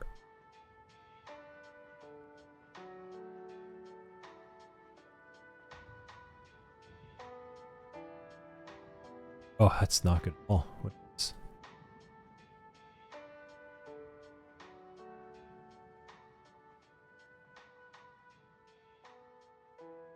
Okay, here you go. That's nicer. Okay, here we go. That's a much better image. Thank you. Thank you, Veronis. So step one, now that you kind of have a more mental familiarity, the client requests an authentication ticket. Okay, I need to get a plane ticket eventually. That's kind of what happens there. The KDC verifies the credentials and sends back an encrypted TGT. It's encrypted at this point in time. Client stores the TGT, and when it expires, the local session manager will request another TGT. So now the client sends the current TGT to the TGS with the service principal name, SPN, of the resource the client wants to access. Now you finally get your session key. So like step 7 over here in this process is where you would get like your boarding ticket.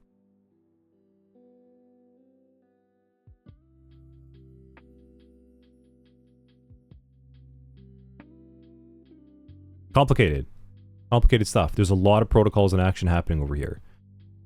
So again, we're going to come back to that. In the meantime, just for now, understanding how this like passport analogy kind of works to enter and get your boarding ticket. Now, what is this part of? This is actually part of, there's a concept called AAA.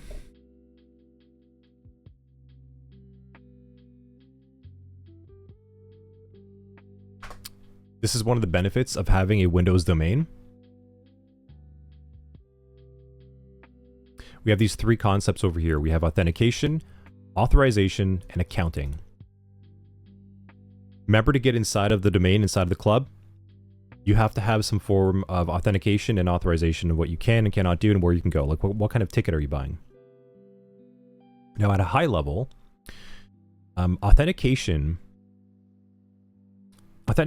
can be set like several things. It could be like something you know, something like inside your head, like a password. And that's how you log in with Kerberos. It could be something you have.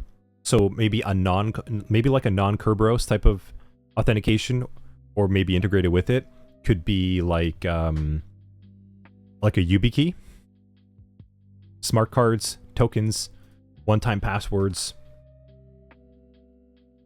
So welcome to the world of Windows domains. And like this AAA concept.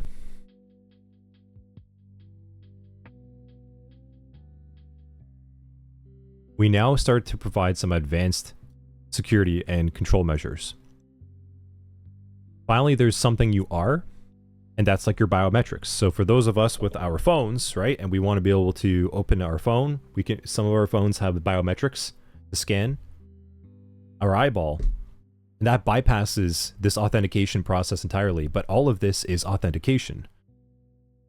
All good, DT, welcome back. We just walked a little bit through Kerberos. Now we're covering AAA. So, working in this Windows Server type of environment now, we are able to provide our clients these 3 key features of having a domain. And that's, like I said, authentication, authorization, and auditing, which is really, really important. Or accounting, rather. It's kind of interchangeable. Accounting, auditing.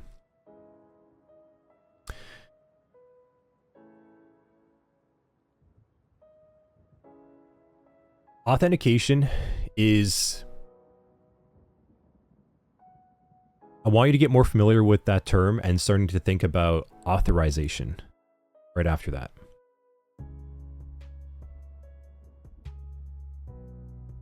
So, before going into the authorization component, if we had a Kerberos exchange by using our passport to get our ticket to board the airplane, if you will, part of that authentication process would also include a level of authorization, like what type of ticket did you buy? Are you first class? Are you, I don't know what they're called, like premium? A basic economy? So authentication is effectively just saying, hey, welcome, like you're allowed in. Authorization is now saying, what are you allowed to do inside there? And thinking back to that plane ticket, that's going to be like where you can sit, like what level of resources do you have access to? So that is something in addition to what a Windows Server and Active Directory environment contains by using these protocols. Lastly is the accounting and auditing. And that is effectively just saying, what did you do? So now that you're inside of the domain, and now you know what you can and cannot do, well, what services do we have now to monitor what you did? So let's recap, okay? Windows Server is a centralized endpoint that provides services to many clients by accepting them into a domain, into like the club. And it does this by using more modern protocols and LDAP to provide, LDAP is one of them, and Kerberos, to provide a directory service that these clients can now query and ask the server what they can and cannot do, when they're allowed in, and the service is also recording what they did. And this all starts with the authentication, which initially used to be LAN Man and NTLM, which were poor protocols, which are still legacy supported. And we're now modernized with authentication like Kerberos, which is kind of like that passport ticket boarding service. And there's also more advanced authentication like biometrics and things that you have like a smart card and such as well. But this is all possible because we have a Windows server, a Microsoft Windows server, that creates what's called that Active Directory environment that contains all of these services for the clients, so that we can all benefit from shared resources, shared network resources, and remote administration by one or two like sysadmins, so that like 100 users can do their work. Does that make sense?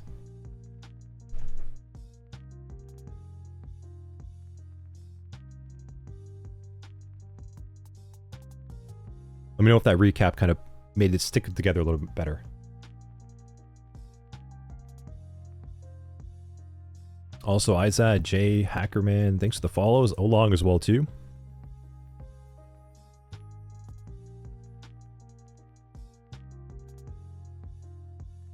Yeah.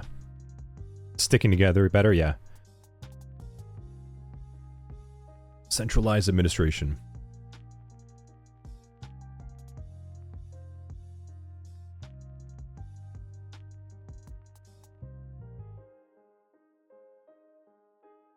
Cool.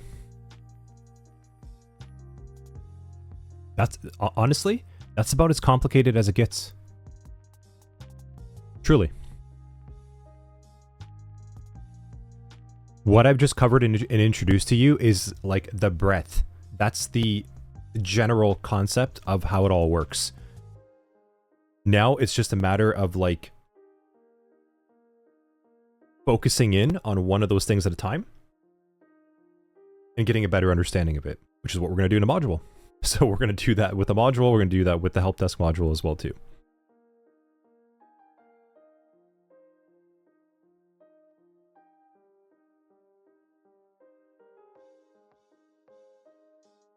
So Kia saying a common topic with potential clients in my job. Why a domain is muy importante. Yeah. Yeah, right? They don't know. I hope you can explain it now. Let's go back to our iPad. The whole reason why we have a domain is this. is to have this like centralized wall where our resources can be shared, we can work together and have benefits of this way. File stores, support, remote administration when things go wrong, access to email, all that stuff is because you have a Windows Server and Active Directory domain. And it all starts with how do you get inside of that? And that's what this domain provides. It provides authentication, which is the bouncer.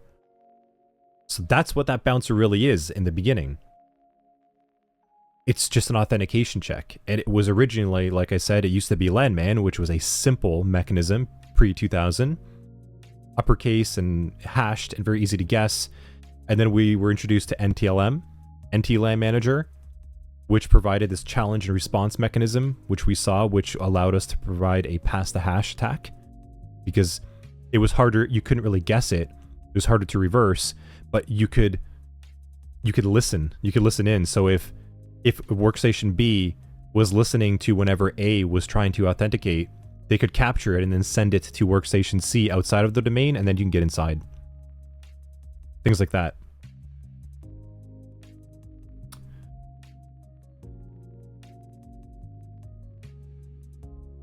Now, if you didn't have a domain, one, you wouldn't be able to speak with one another. Like on a file share, you wouldn't be able to access together. You wouldn't be able to send email together. And you would need like an IT manager for every workstation. Pretty much. Like imagine you had 100 people at work. Essentially, every single one of them would need to be like an IT sysadmin. So we remove that responsibility. And we put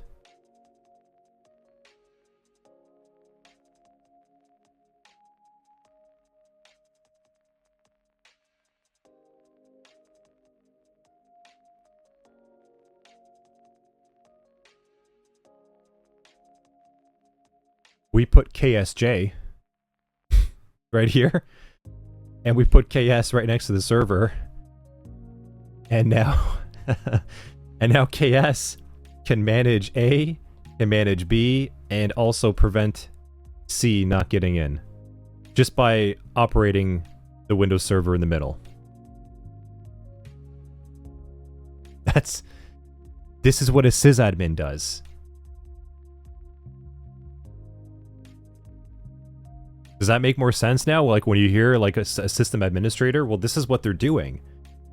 They're managing all of this. They're managing the Windows server, the Active Directory environment, the domain, the authentication protocols, the authorization protocols, what you can and cannot do, which we're going to look at.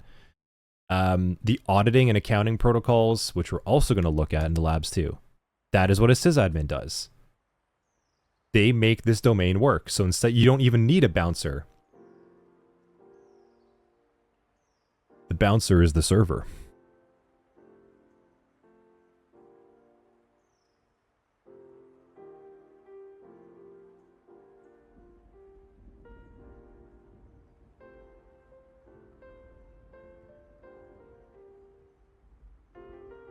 Cool.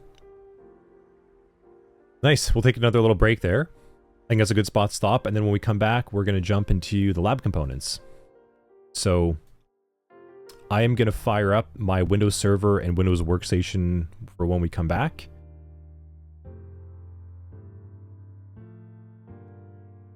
And then we're going to jump into the first lab. We're going to learn how to configure our domain controller. We're going to do it together. And we're going to set up Active Directory. Yes. Now, mini caveat, these labs, so these are all of the, like the more existing original labs, and then we've sort of went back and cleaned them up. They look different. And the reason being is because these don't have video labs initially on them. When we first built this course pre-SOC 100, and it was just like the fundamentals, which was really light and kind of on your own pace. Not really light, actually. It's kind of in-depth. But the original platform, it was only supporting video, so we recorded video first.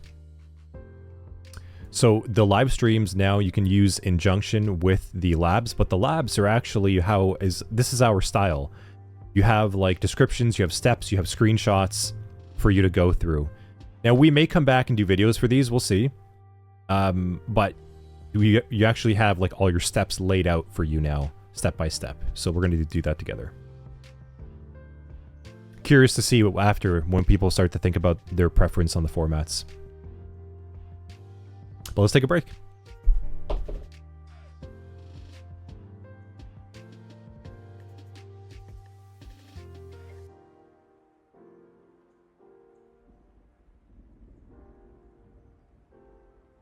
Yeah. Thanks, Abe. Yeah. It's so important. Yeah. Look, I'll show it again.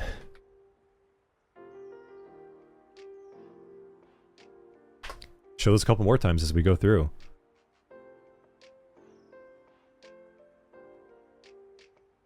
You're not memorizing all of this. Not happening. And you don't want to become a dictionary. People don't hire dictionaries. Oh, you still see the iPad? Sorry. Yes, on the screen. Okay, yes. So, again, the protocol list. You can't memorize this. Just like, honestly, you're probably not going to memorize the entire Kerberos process off the top of your head. Maybe at first when you first learn it, but you're probably going to start to forget about it as you move on. Just like subnetting, insider notation, you're going to start getting fuzzy in those concepts. That is normal. That's fine. Move on. Just generally understand the concepts and then specialize and focus on what you need to know for what you want to do, and then keep the rest as reference material and knowledge as you go.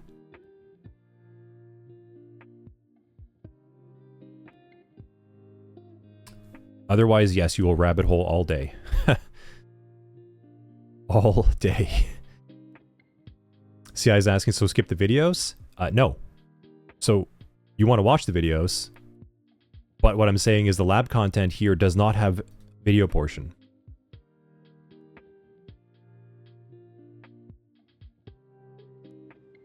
These things it also depends if you're working for a large, smaller organization. A sysadmin, it could be running entitlements, exit processing, domain environment, Citrix, Linux, Windows. Exactly. It's going to be so dependent on what you do.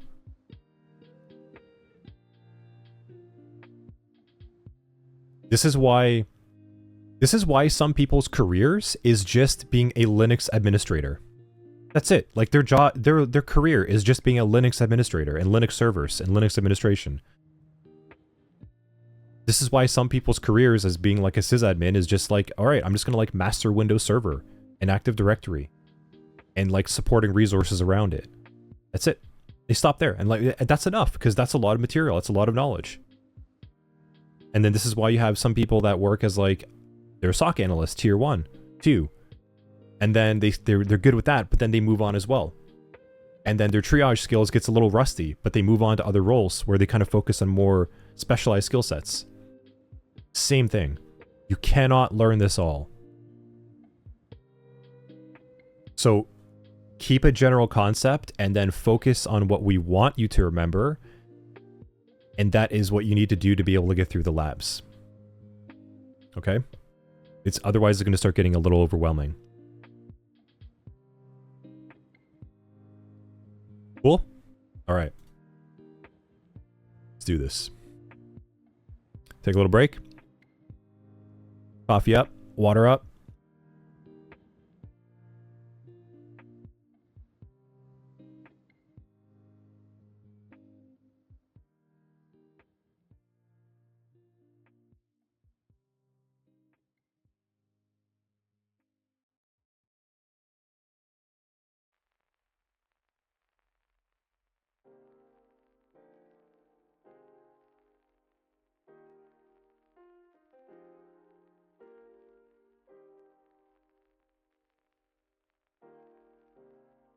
KS getting sushi. Jealous.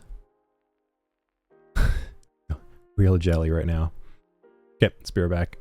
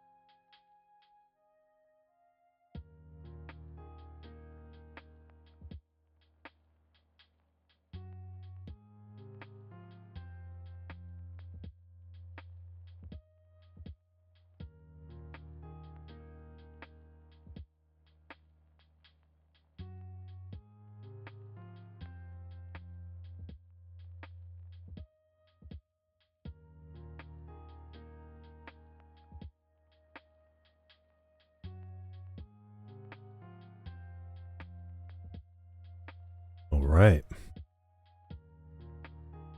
All right. Back in action.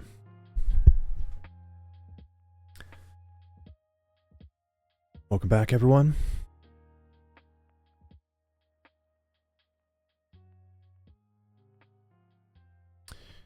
Coffee in ya. So far, is this what you might have been thinking what Windows Server was? Like, is anyone surprised hearing some of this content so far? Is this, or is maybe another question, is this demystifying a little bit what Windows Server actually is to some degree so far? More to come, but here's to know your thoughts after you've heard about these concepts.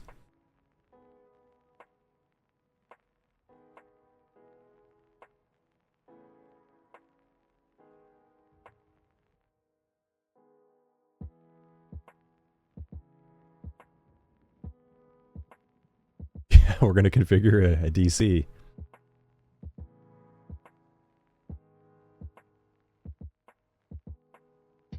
You Google a little bit, Karina? Yeah. Sometime you weren't sure what to think the first time. Yeah. Cool. Getting a bit of a clearer picture. Awesome.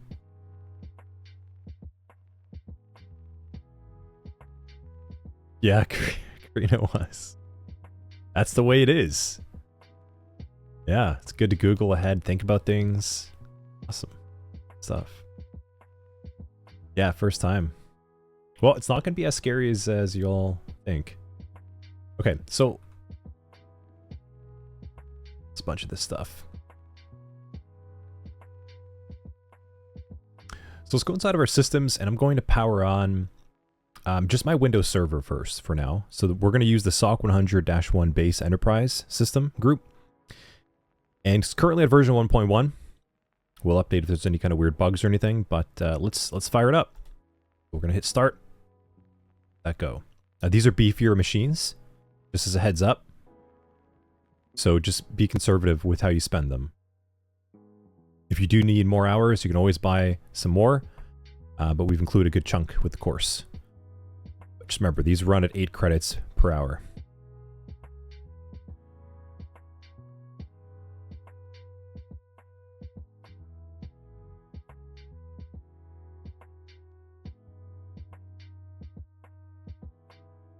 So step one, we are going to actually install, we are going to do what's called promote. We are going to promote a Windows server to become a domain controller. And that server that sat in the middle of that entire domain is the DC. That is the domain controller. Now, when a server becomes a domain controller, we can give it a bunch of roles. And the role that we're going to give it is Active Directory Domain Services. So that's his first little step right over here.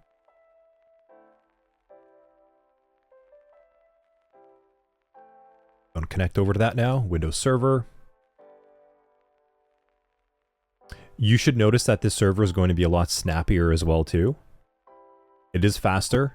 It has to be so it can have more power, more oomph. It's got that oomph. Go ahead and hit yes for making it discoverable.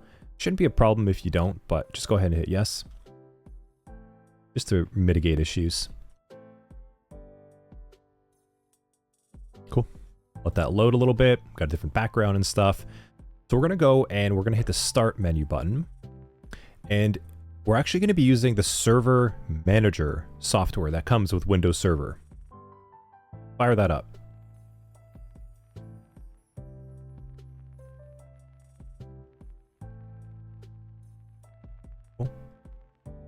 Let that load. Now, we're going to get a little bit of a pop-up. Windows is always trying to push their services in some way or form. They want us to use the new Azure Arc. We're going to hit don't show that message again because we don't need it. We'll hit close. Duke Norris, you've done some things with AD. Cool. Nice. So some refresher over here as well. Nice. So this is the Server Manager dashboard. This is what like a sysadmin would look for when they're working with domain-related services or roles that they can promote to a server to provide. So let's take a little look at this dashboard. We can see over here, if we click on our local server, we actually get a nice snapshot of all of our capabilities. We can see the processor, the memory. We can see if Defender is on, Internet Explorer settings, updates, firewall settings, our computer name, and it says that we're currently part of a work group. So that's going to change as well. A work group is a non-domain functioning workstation in Windows. We also have this all servers ability, because servers have this ability to speak with one another nicely. Microsoft has built that functionality, so if we had multiple servers, we would see them inside here. And we also have a nice sense of disk management. So you can see, like, this is like just much more robust. Like I said, compared to just how we looked at it before with File Explorer and such, we can go and mess around. We can create different partitions. We can provide more space. We can cut up the hard drive. We can do a lot of cool stuff.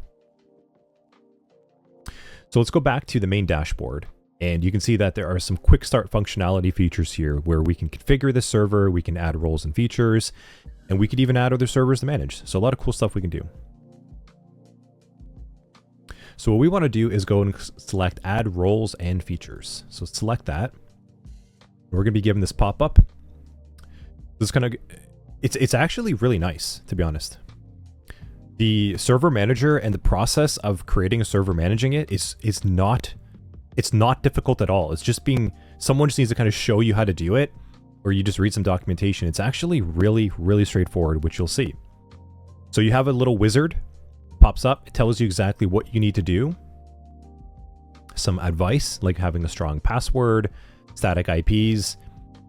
We don't have static, or we don't have the ability to really get too deep into the weeds of IP and DNS with a virtual setup, which you'll do later in your home lab.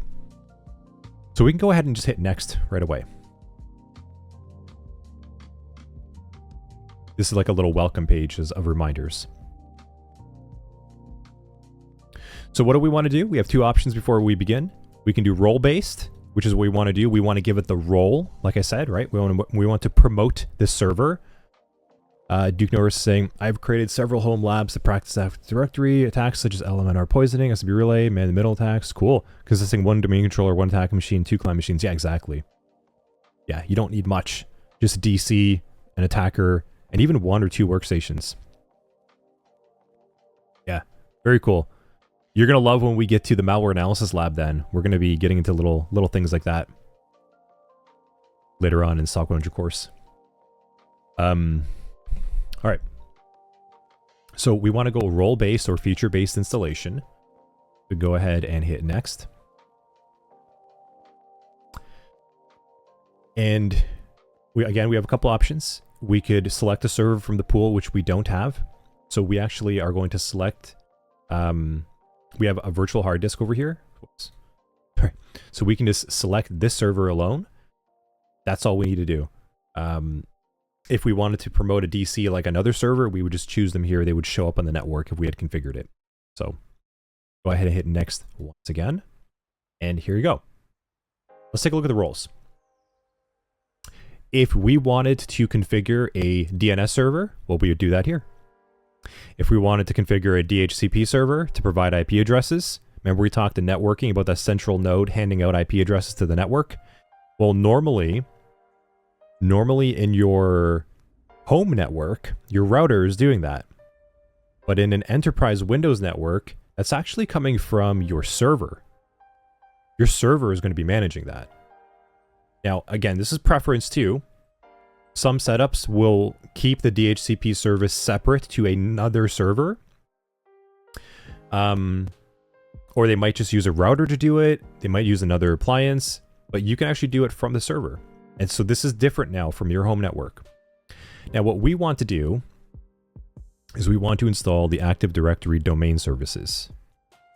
So I'm gonna cancel that real quick just so you see where I do that. Notice how nothing's really checked right now other than some basic file storage. That's it. So a Windows server by default comes pretty clean, empty slate. Like there's nothing on it. If we wanted to make it a web server, we could. If we wanted to make it a network controller, etc., we would choose that here. Yeah, super cool, KS. So we're going to go ahead and we're going to check off Active Directory domain services. Now, take a look and see what happens. So you cannot install Active Directory domain services unless the following role services or features are also installed. So it's saying, in order for us to become a server with Active Directory domain services, we need remote server administration tools. We need ADS and ADLDS tools, ADS-DS tools, so Active Directory Administrative Center, snap-ins, etc.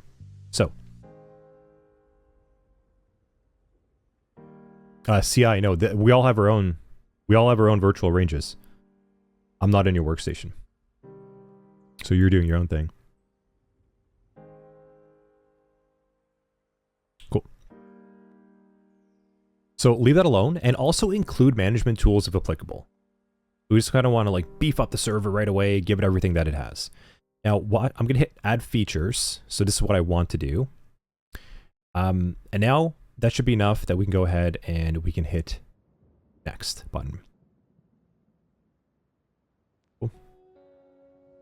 Now, if we wanted to provide even more features to the server, notice that when we gave it those initial Active Directory domain services, well, it's going to check things off for us, like remote server administration, etc., like it said. But you have these roles, and roles by default come with features.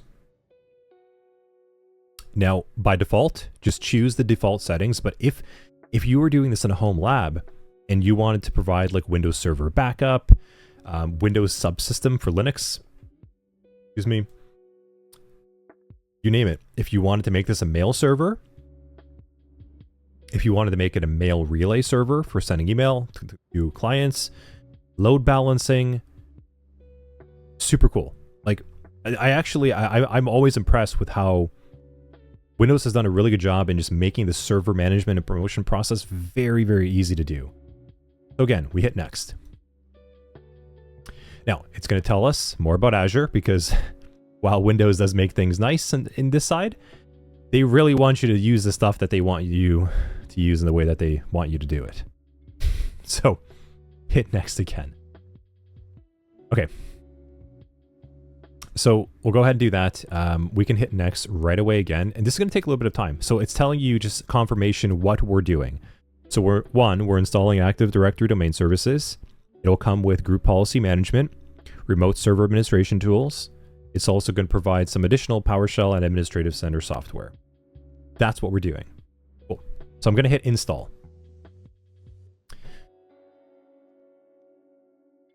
We wait.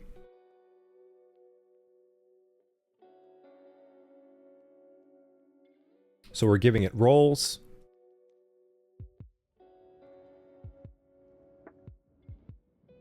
Heard like some like pipes plumbing above me. So Karina's saying, is this turning your blank server into a DNS, I think you mean, or DHCP server? Yes, exactly. This is where we have the ability to turn our blank server into something else. That could be a DNS server. It could be a DHCP server. In this case, we're configuring it to become a domain controller. So that's called a DC. The DC is where all of the centralized management happens. So this will be the server now that provides Kerberos authentication, group policy, authorization, and auditing and accounting with event logs and management. It's all going to happen from this server now. And you are now acting as like the sysadmin, setting up a server. Yeah, it does it all for you. Exactly. Yeah. That's what I was saying. Like, it's actually really nice.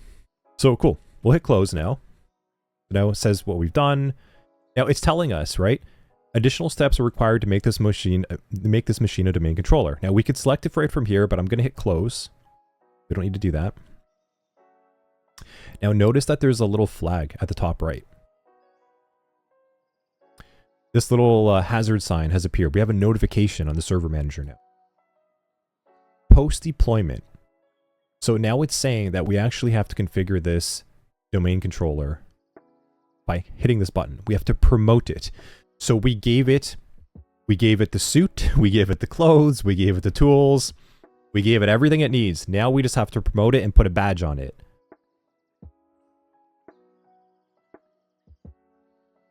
And what this is going to do is this is going to initialize the server to become the central source of a domain.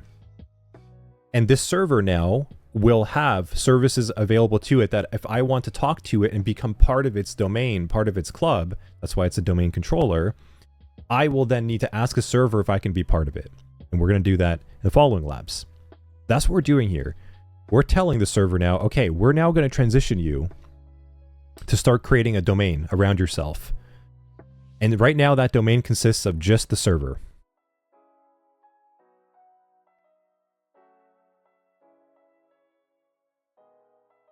Let's go ahead and do that. See how you got the install going? Cool. Yep. All good. Take your time. Take your time with this stuff. Promote the server. Cool. So now we need to do a couple things. It's going to get a little bit more... kind of pause here for a moment and talk about some concepts. What we need to do. We are now going to introduce the concepts of how domains sort of containerize stuff. Now, the way that it works is it starts with a forest. It's the name for it. And the forest is sort of like this top level domain. Or this like top level container, if you want to call it that for now. And this is kind of like saying, if I went to like .com, we need to establish like what is the top domain, sort of like top record. Because remember, Active Directory uses, like we said, LDAP, lightweight directory. And what this does, it creates a hierarchy. So LDAP, forest, hierarchy. Someone's got a... effectively like this. And this is why it's called a forest.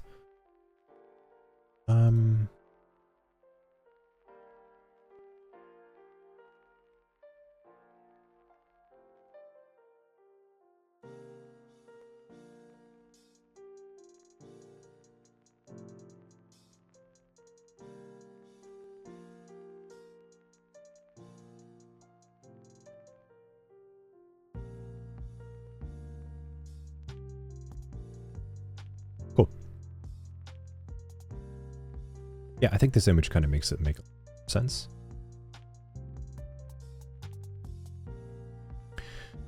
So we have this forest structure.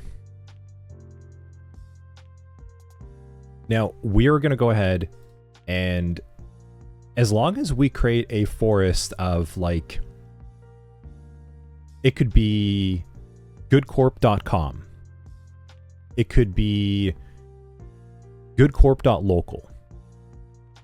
We give it this structure very much like the domain name that you see inside the browser when you're connecting to URLs that resolve to an IP address. We do that for a reason, because this is actually, it works the same way.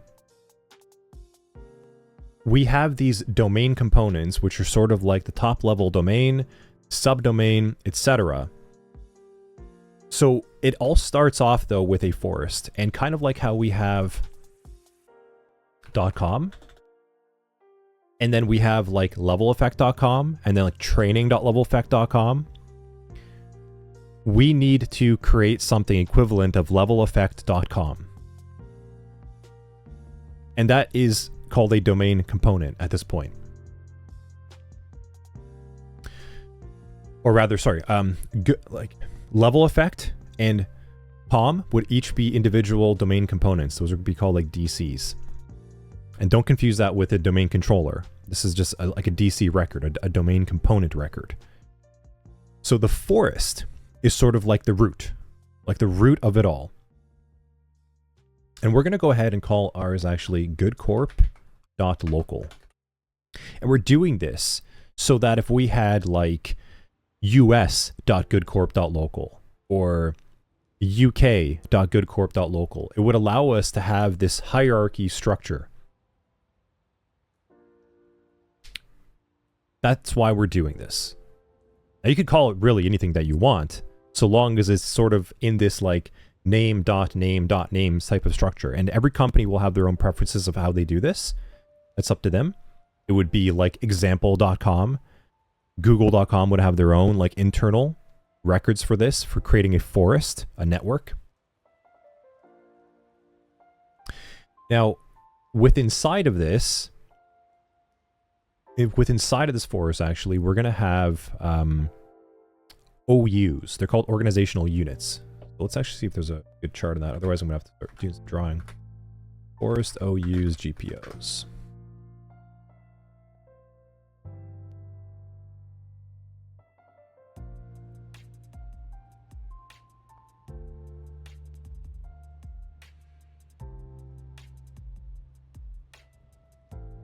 Yeah, kind of works pretty well.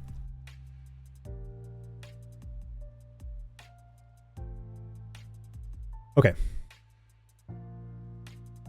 Yeah, I know you like the tracks. Yeah. We'll get there as well.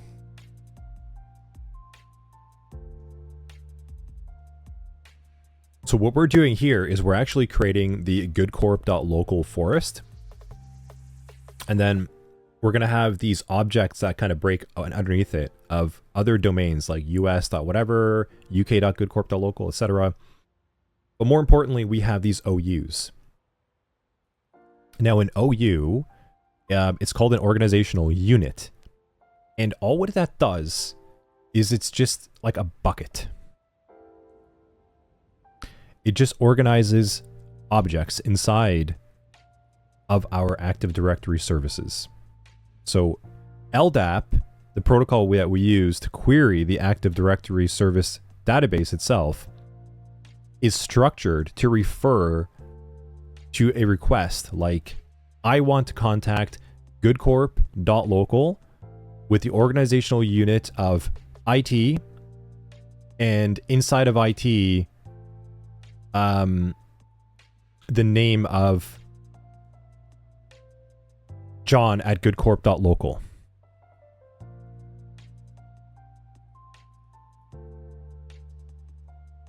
That's kind of what an LDAP request would look like, and that's why it needs these functioning units. Starflower was saying, used to dislike Windows Server, but after getting better at working more interested. Yeah. So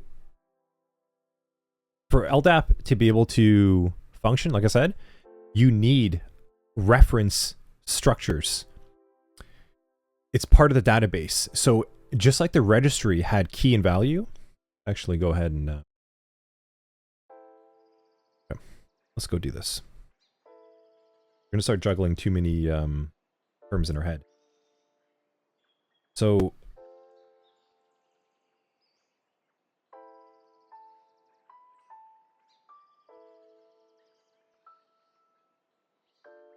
traditional database.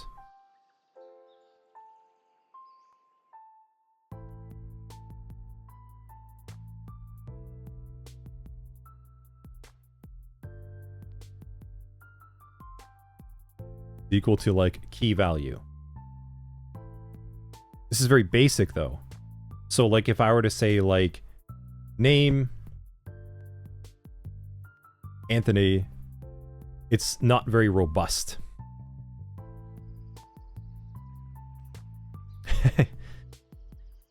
Yeah, they tried. Yeah, they want to, but it's Active Directory is too good. So LDAP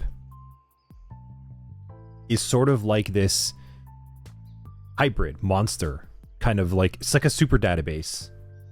Instead of just a key value request, you can actually add a request of whatever values, like DC, OU, CN, etc. So this would be like good Corp. And I actually have like 2 DCs, sorry.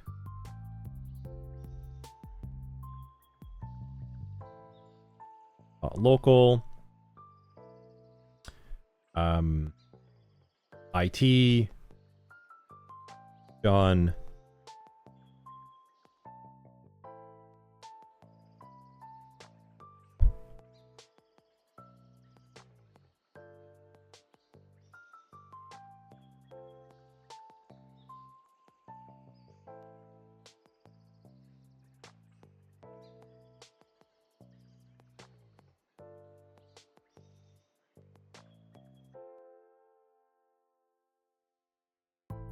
This is this is kind of a very big difference now versus a traditional database. And this is why Active Directory is so powerful, because you can craft much, much more robust and intricate queries of different relationships, as opposed to just always requiring like name this, that, this, like as individual requests. You could do that as a single LDAP query. Single. And you could just put all the different variables, or rather, if you want to think about it the same way, you can shove as many keys as you want with the values that it needs, and then the Active Directory service will be able to interpret it for you. So you can see a request like an LDAP compared to a traditional database this would be like 5 or more different requests, and then hoping that it actually works properly. That's the traditional database. That was pre-Active Directory days. Not very robust. It can't do a lot. LDAP came in and it's like, wait a minute. We can actually make a request that contains a whole bunch of fields, and that's what we're doing here now inside of the lab. We're configuring some of those DC values, goodcorp.local. Later on, now we're going to start configuring the organizational units, the OUs, and there are records inside there that we can configure further that we're going to expose ourselves to. Does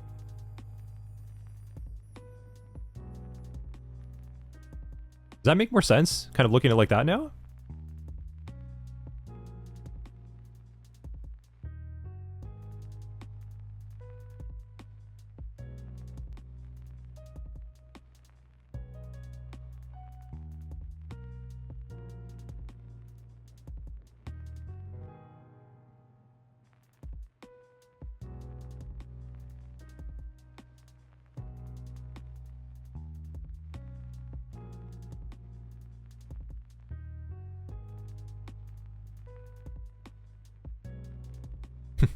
Questions of that? Is that kind of sticking a little bit better?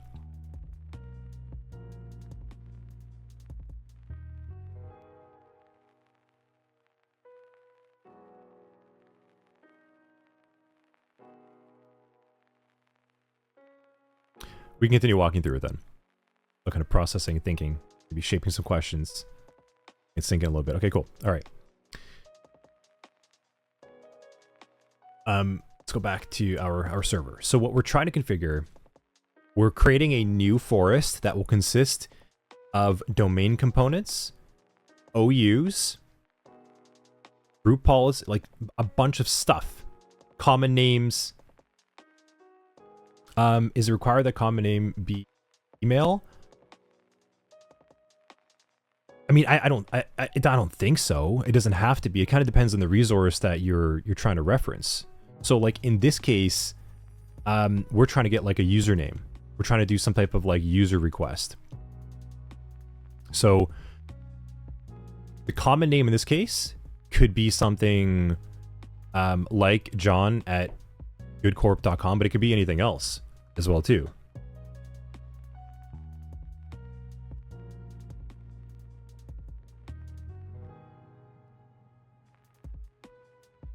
Yes, it is the right one. Okay. Go with my hand. Doug, you're tracking as well too. Cool. Back.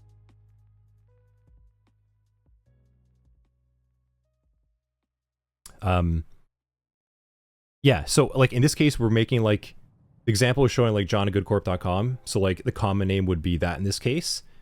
It could be something else as well too.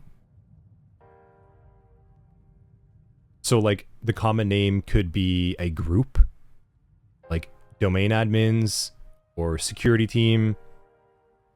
It could be a lot of things in this case.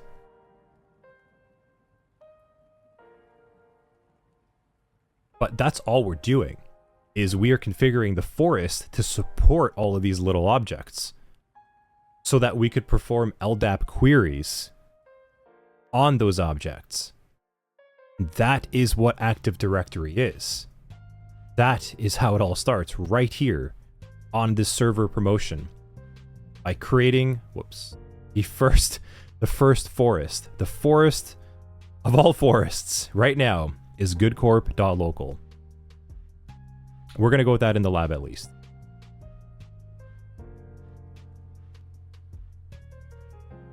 Now, also a little side benefit that these labs cover, just as a heads up. I went in and I've actually shown everything that I'm doing on the GUI can be done with PowerShell. The labs are also going to be including PowerShell ways to do that as well. Stick with the GUI option unless you're very comfortable and you can try to run with the PowerShell commands. Because the PowerShell commands are easy to make mistakes with like copy paste. Some of the steps are PowerShell only, which we're going to get to later, but for now, stick with the GUI until you're comfortable, okay? So for the more advanced students in the room, you could use the PowerShell options that are just as fast. Actually, faster, to be honest. So let's go and do this. Let's go and make our forest, and we're going to initialize it with goodcorp.local to be the domain name. Go ahead next.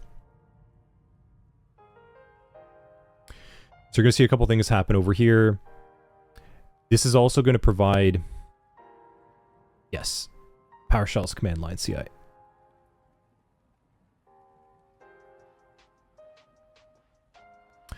So we have a couple options. Yeah, totally better things to do, but you're going to see later on, we are going to only use PowerShell for some steps. So forest functional level, we could actually choose our functionality, like our compatibility of what we want to provide. So we're going to stick with Server 2016 for what it is. And notice that it actually says that it comes with domain name services and a global catalog. The catalog being where we're going to interact with a lot of these objects. And the DNS is because it also acts as a DNS server. Now, you don't have to, but in this case, we're going to, because we want to join this workstation a little bit later. Or sorry, join a workstation to the domain. So now, before we can continue though, we have to type the directory services restore mode. This is a backup password, just in the event that you blow up your server. That's what this is. So I'm going to go ahead and set this password. Now in the lab, I instruct you to set the password of Fairmont55. My old Fairmont days, it just sticks with my head that way. Not that I use it for anything, but it's good for labs. The reason why I use Fairmont55 is, one, it's easy to remember, and this is all lab and training material for us in case anything blows up. So Fairmont55 is what we're going to go with. So in the event you blow up your server, you have a restore mode. So I'm going to hit next. Now, there's going to be a whole lot of prompts to ignore over here. And that is because we're not going to get too involved into DNS and everything in this case. We're going to hit next.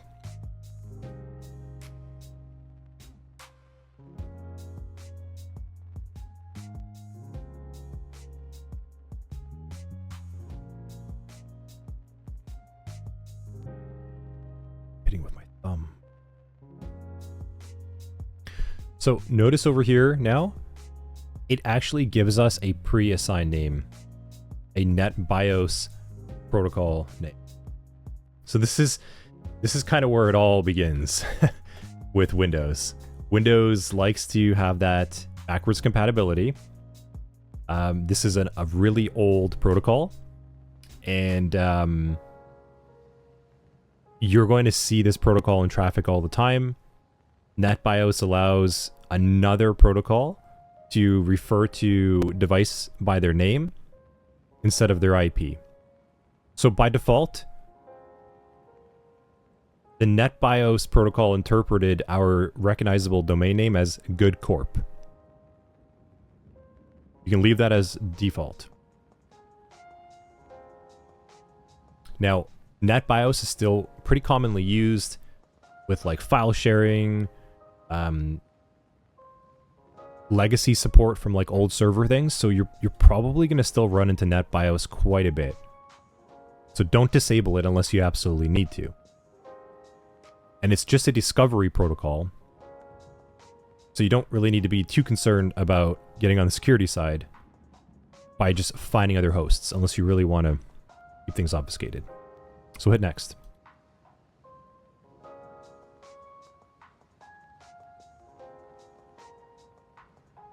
Cool. So here is where Active Directory is going to store all of the common objects and logs. These are very important folders to store everything. This is where Active Directory is going to be recording like the OUs, the group policies, things that we're going to be introduced to, those common names like we were just talking to, like John at goodcorp.com, goodcorp.local, sales department. Active Directory is going to store all that information into these databases because it is just another giant database, but it's going to be structured in a way for LDAP protocol query and response. So this is where they're actually going to live on disk. NTDS and a sysvol. So again, hit next. Don't change that. These are just default settings that are prepared to you for you by the wizard. So we hit next again. We let it rip.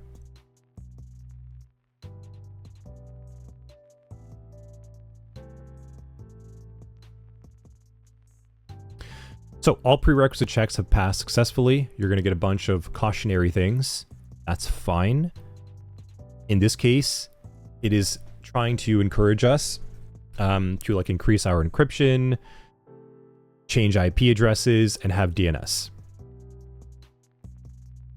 We don't need to worry about that for what we're trying to do.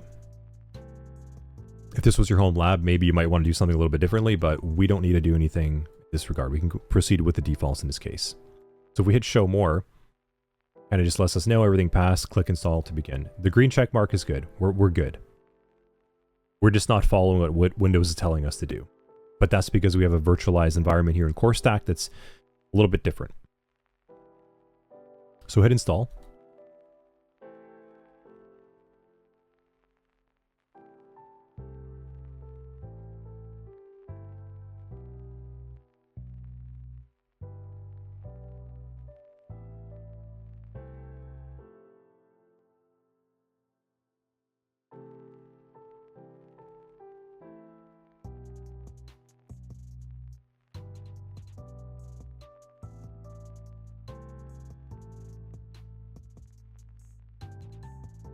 Takes a little bit of time and a little bit of anxiety.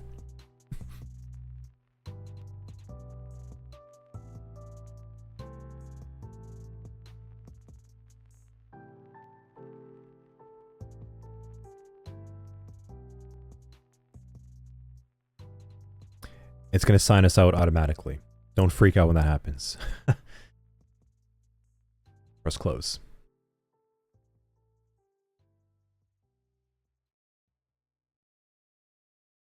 Go. It is now turning itself, kind of like a caterpillar becoming a butterfly. It's turning into a domain server now.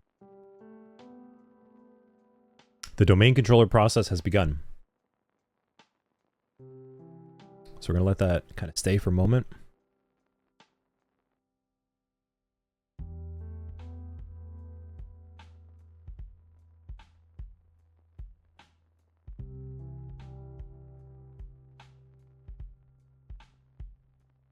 Yes, yeah, saying at first you didn't like Core Stack, but it's awesome.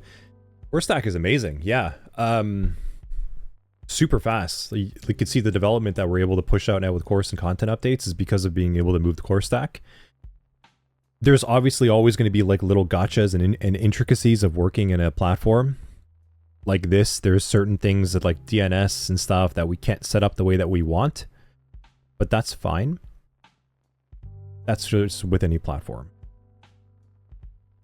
When you build your own home lab, you can configure it the way that you like, and that's the beauty of it.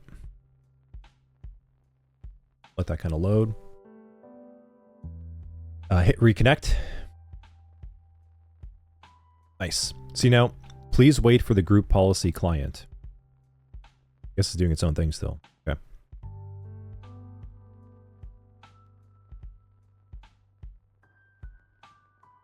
I'm going to let it do its thing. Just going to let it load. I'm not going to go bother with it. Just in the event that something weird happens.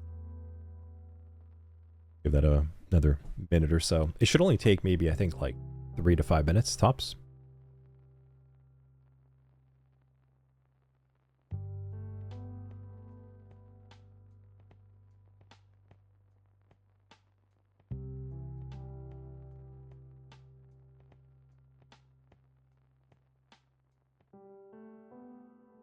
Long.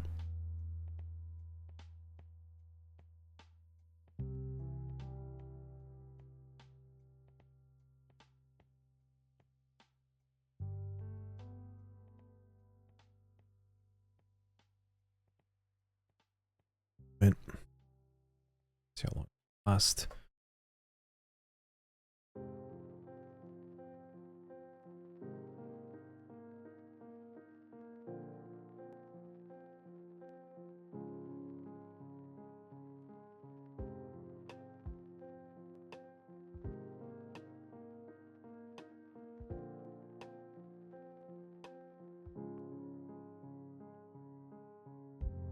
Cool.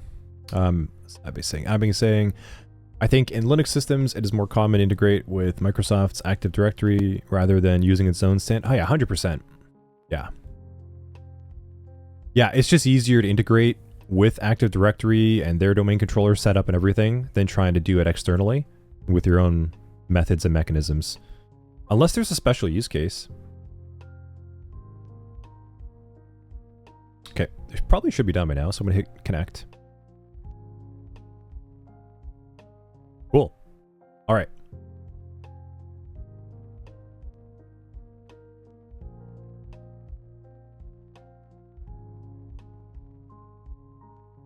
So now let's take a look and kind of see what has happened at this point in time. I'm gonna open up PowerShell. Now, look at what happened when I run Who Am I? And this is something to pay attention to. When you are the local admin doing this on a server, setting it up for the first time, your administrator account that you ran these commands on to set up the server to become a domain controller actually becomes part of the network. And you can see over here that I'm actually part of GoodCorp itself now.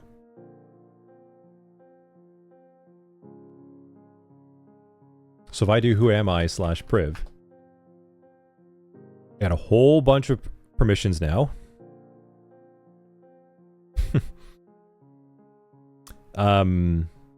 Let's open up Server Manager now too.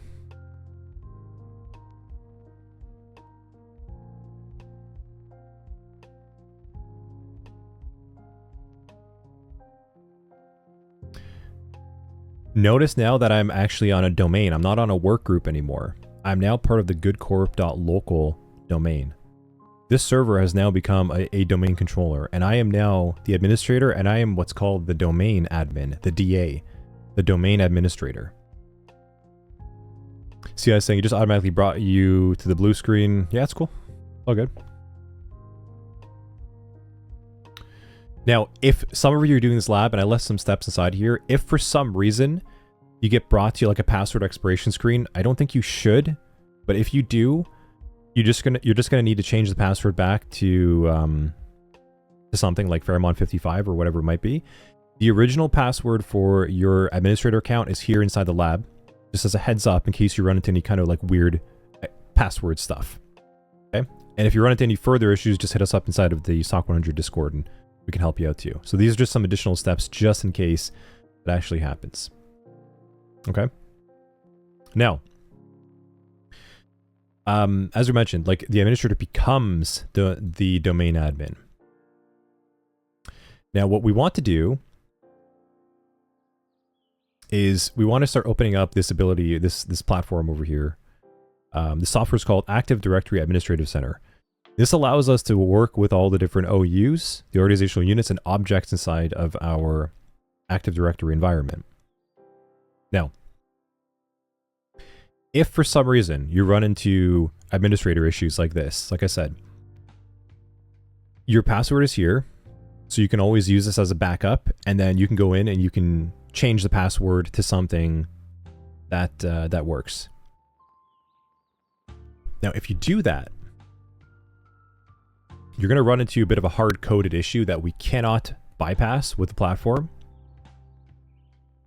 This server box here is hard-coded with credentials. It's just always how it's going to be.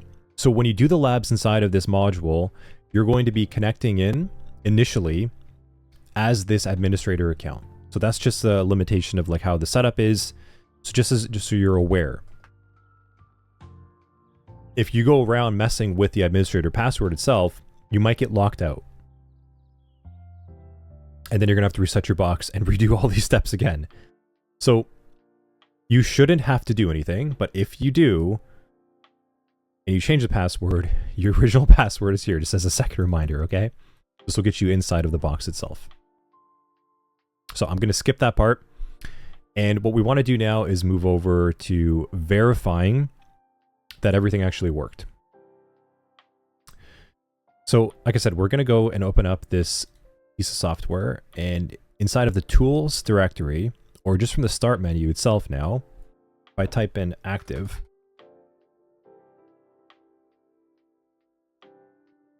come on, you'll see something like Active Directory Administrator and Active Directory Users and Computers. Now, they're essentially the same tool. One is a little bit more modernized. I recommend to just get more familiar with the Active Directory Administrative Center. It is a little bit slower, but it's more modern. It's a little bit more feature rich. The other one is the older protocol, the older software called ADUC, or Active Directory Users and Computers. You can see like right away, this is like super old school.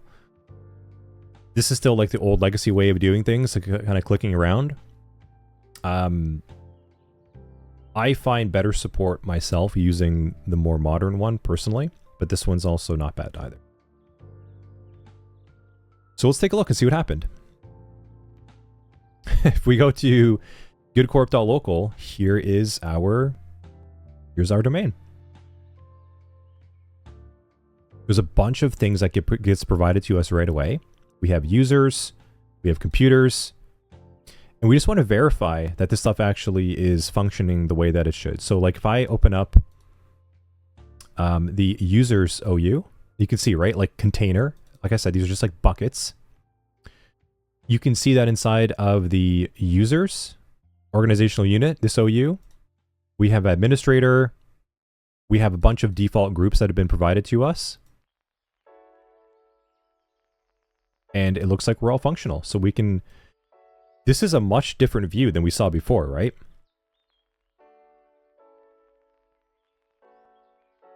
Much different view compared to the old like Windows computer management.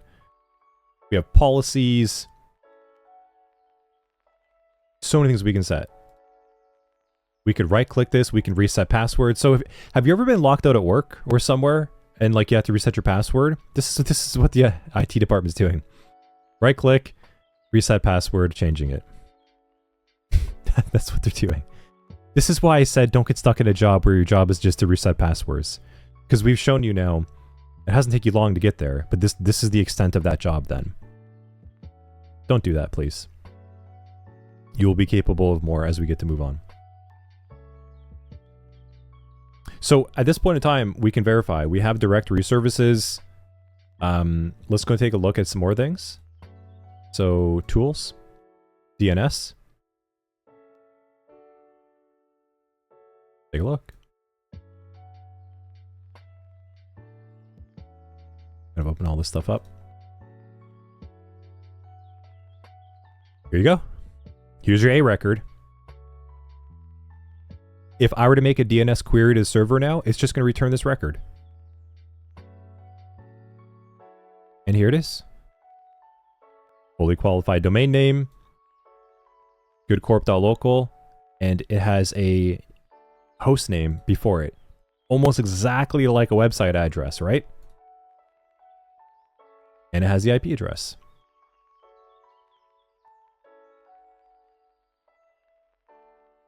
You're now seeing it all in action.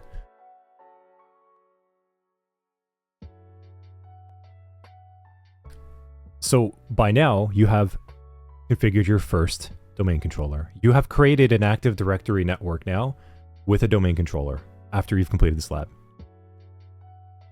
You now have a domain that users can join,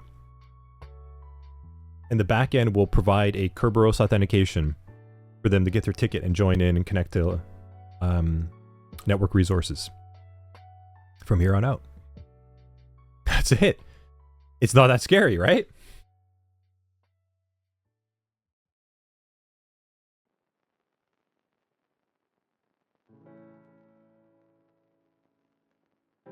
Everything, it looks like it's functioning. We got DNS, we have users.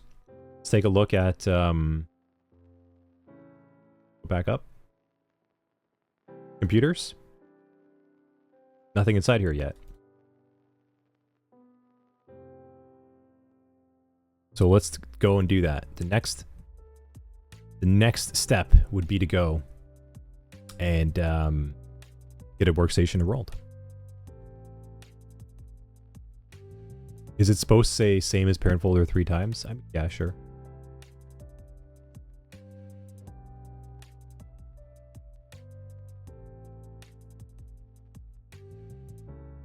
Back to net.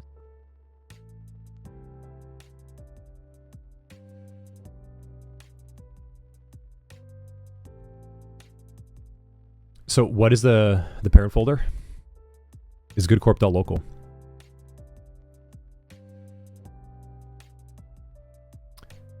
So yes, same as the parent folder. This is also same as the parent folder. It's goodcorp.local is the name. And it's just a name server record. Same with the SOA. Server authority. It's just another name server. That's all. So it's just referencing goodcorp.local. MSS Triple Q, welcome. Yeah, sure, because we're about to take a quick break here. So a quick summary recap of what we've done, actually. First of all, we're going through the SOC 100-1 course. So what we've done today is we've introduced concepts of Active Directory. We've talked about the history of it with older protocols of NTLM and LAN Man, of how you would authenticate to original directories of Windows Server environments, pre-Active Directory, and how Active Directory has provided LDAP as a protocol to interact and query with it as sort of like an advanced database compared to the original days, and also provides a lot more robust authentication protocols like Kerberos, which are a little more secure and more protected. And what we've done is we've created that domain now inside of the Active Directory environment by promoting a server to a domain controller. And the domain controller has been given the roles and features to control the domain, including the DNS records to connect to it for domain name resolution. It also has a full database now provided for us, full of different OUs that contain usernames, groups, computers, etc.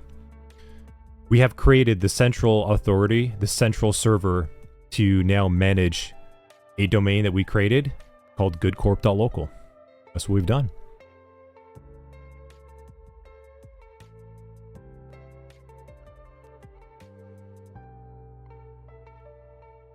I hope that's a good recap too for everyone else.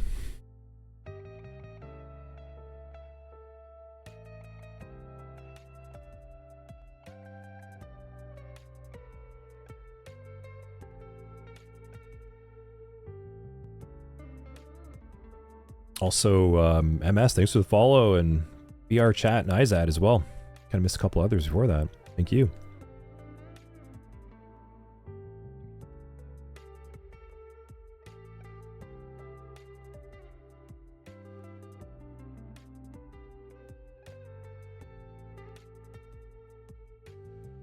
Cool. So, for the break, let's go and do this. So what we've done is we have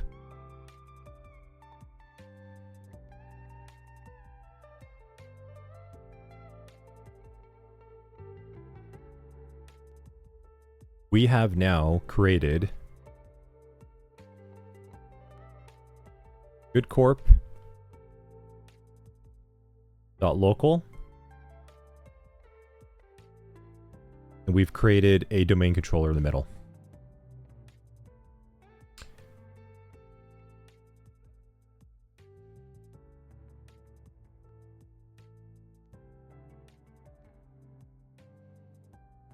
And inside of this is the active directory database with OUs, common names, main components, not to be confused with domain controller, DNS,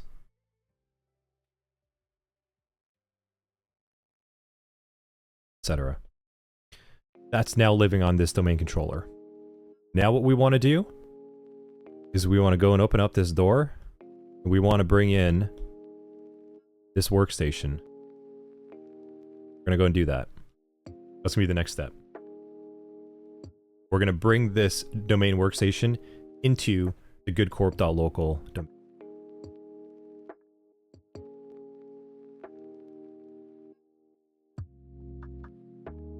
Cool. Welcome to Windows Server Management, everyone. Welcome to Active Directory.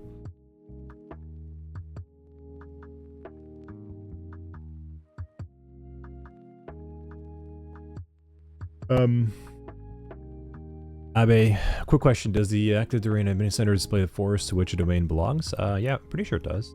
Or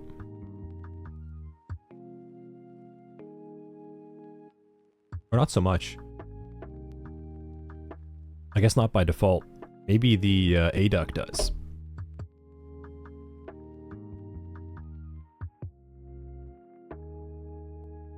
No. So I guess we're going to have to go inside of DNS for that one. Yeah. Go. We can also use PowerShell.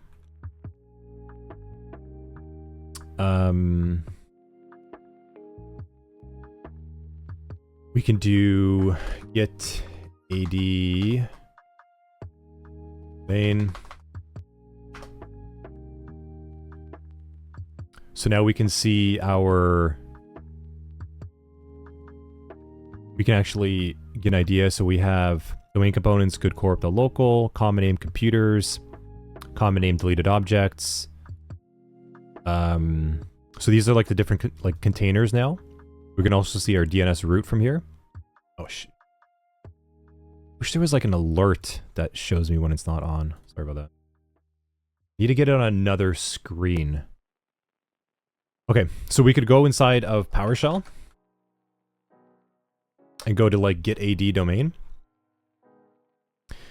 And we can see inside here, this is actually going to provide us like a breakdown of our Active Directory domain now at this point in time. So we can see everything that we just configured is here available for us for reference. We can see our forest is the goodcorp.local forest. We can see that our DNS root is effectively the same, and we can see the components. So like goodcorp is one DC, it was one domain component. Local is another, and they're sort of structured in a hierarchical view as well too, exactly like a fully qualified domain name, like a URL. Like how we had like leveleffect.com. Same thing, fully qualified domain name. There you go. Same thing we see now for us. We can also look at the common names related to certain containers that are of importance. So like the computers container that we should go and reference things from is common name computers.goodcorp.local. You will. So this is like all of our super important domain information right away, pulled from all these different GUIs. I don't like working on the GUI, but it's good to learn from. And then I recommend to go learn and grab the stuff from PowerShell. We could also do... I think we can do what? Git AD forest? I think so. Want to say? Yeah. So we can get just the forest information as well. So this is like a snapshot from the above. So in terms of the DC, the domain components, it would be like forest DNS zones.goodcorp.local. Domain names for DNS would be domain DNS zones.goodcorp.local. Again, part of the goodcorp.local domain, so forth. And then all of this is accessible from the GUI level for management inside of here, which we're going to start messing around with.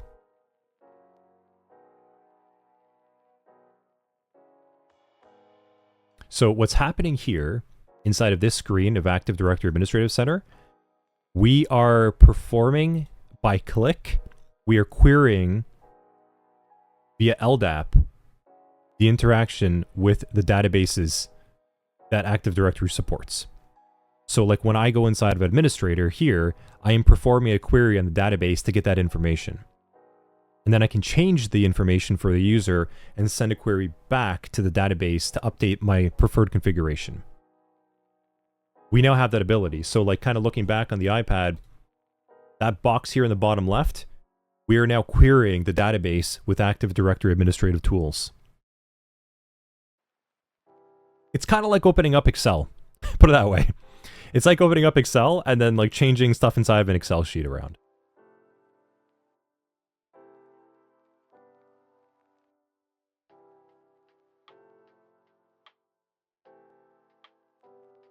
That make sense?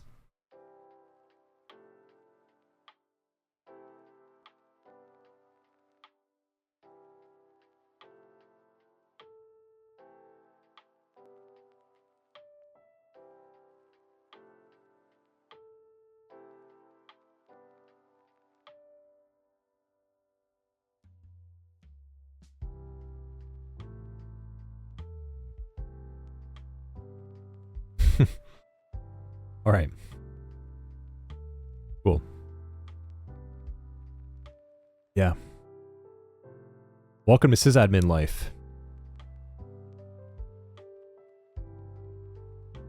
You are no longer like limited, honestly, with the knowledge that you can just kind of go wild now, which we're gonna learn how to do. So let's take a break. More water, stuff, stretch. Yep, you're now a sysadmin. A little bit of break over there.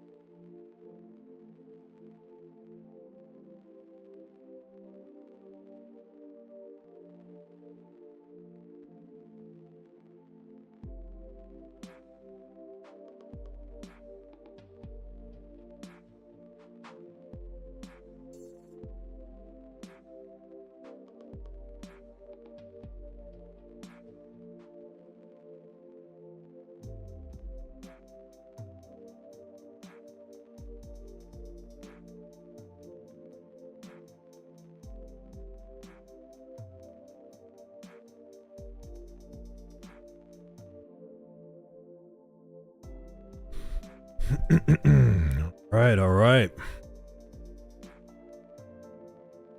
Back in action. Abe, completely unrelated question. As Twitch streamer owner, do you have control over how many ads are shown during a break? Just curious about how Twitch works. Yeah, Cass, set up streams. Yeah, I have it set up that way. I have it set up so there's a pre-roll. Like when you join the stream, you'll see an ad. And then you won't be bothered until I run them manually on the breaks. Otherwise, you'll see them all the time. So, and I only put the ads on the break when we're not actually teaching content so that it doesn't get in the way of anything. Because that'd be kind of dirty. And then if you're a sub, you don't see the ads at all. More to come on that. There's a way I can hook up the Twitch sub to get a discount on some things. So I need to... It's coming soon when we get the swag store set up and stuff. But cool. Screen was wondering, is the Windows Enterprise that will be doing the home labs and then we'd work on security within it? Sort of. Not directly, Karina, no. You're not going to be learning Windows Active Directory security, and to that end, that's like, I mean, we're going to cover security in this module, and we're going to cover security inside of the IT Help Desk module to some degree, but you will not be attacking Active Directory in SOC 100. That's very advanced. If that's kind of where that question was. Hackerman, what is Active Directory penetration testing? It is looking at this stuff and trying to break it.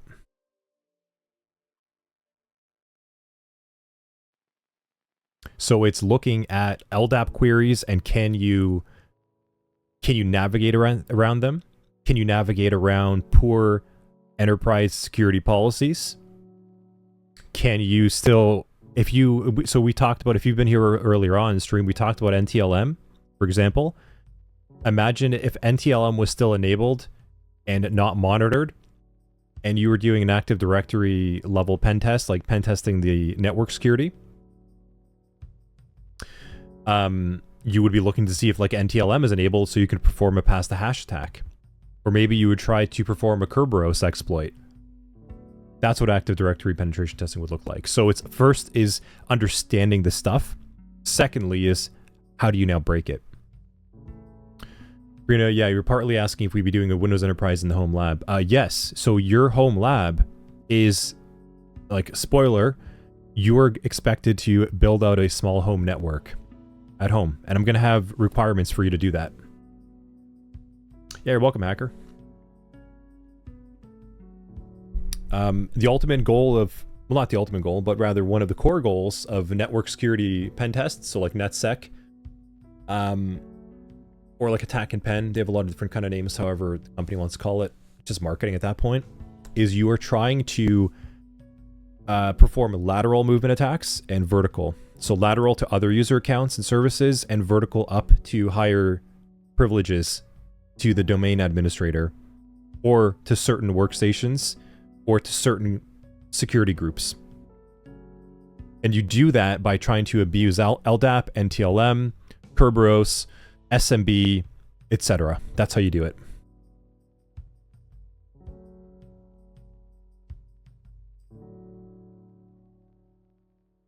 Yeah. Yeah, so Karina, get ready. You got some home labbing to do soon. Cool. Well, let's jump into the last little bit here. So we're still inside of the first lab. And yeah, I think the last step over here was just to confirm that we could actually create an OU. So let's just go ahead and do that. So inside of the Good Corp local domain, you can hit new organizational unit. Let's call this like test OU just to see if it works. Cool. Yeah, looks good. Open it up. Nothing inside. So it looks like we can interact. Oh man. Sorry. I need a third screen is what I need. I have one 32-inch, I have a 27-inch, but I need like another screen always showing the stream. There's not enough screen space on the stream side. I need another small third one. Sorry about that. Okay, so let's do the final step. Over here, and what we want to do is we want to create a test. Yeah, I know you're the alert system. You shouldn't have to be, so I'll get another monitor set up in the future, just to make that easier, going back and forth. Okay. So what we want to do is we want to actually create a test organizational unit, so you can actually see what that kind of looks like. Go back up to goodcorp.local, and I'm going to delete that.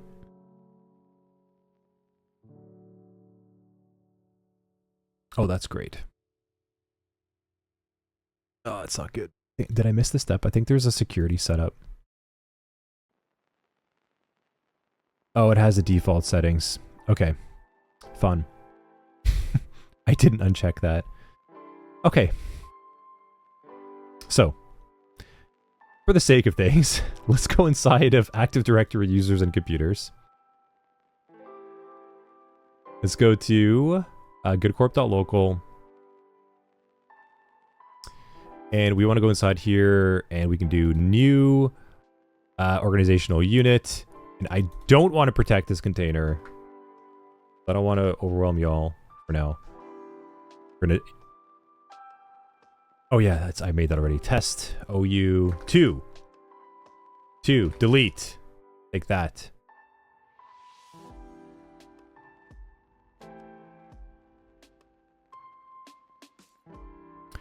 Cool. So now we have a new OU that we've created. We can go inside here. We can create just about anything we want.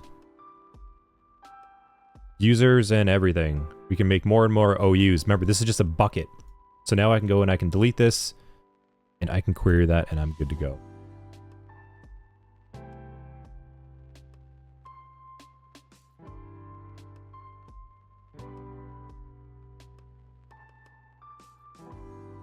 SD saying, sorry to use you guys. I've attacked this, but we get there, we show you a bit more. Yeah. Yeah. We will get there. We will get there. It's very advanced for where you're at. Cool. All right. So let's go take a look, and I think we're gonna move on to the next one. Yeah. Cool.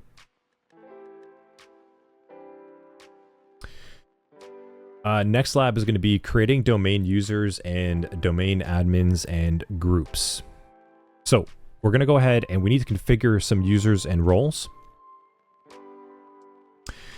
And that is because we need to start filling in users to have a domain workstation to roll into. So go back inside here. So CI, we're inside of the Active Directory users and computers application. So you can always find the application that we're in by the title bar. So Active Directory users and computers. And if you're not sure, you can always hit the start menu button, Active Directory users and computers, get inside there. And this is the other view alternatively to create OUs and different things. And I want to pull that one up because it's a little bit simpler to see right away when you create an OU to allow you to delete it. Otherwise, you're going to run into some PowerShell commands, and I don't want to run you in there just yet. Cool.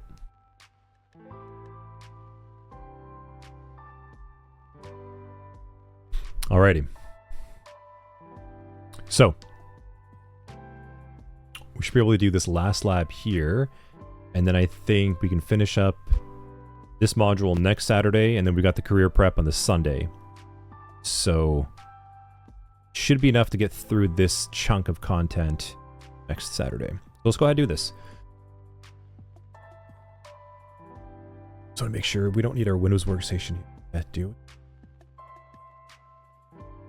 So let's go back inside of Windows Server, back inside of our DC. Let's go start right from the beginning.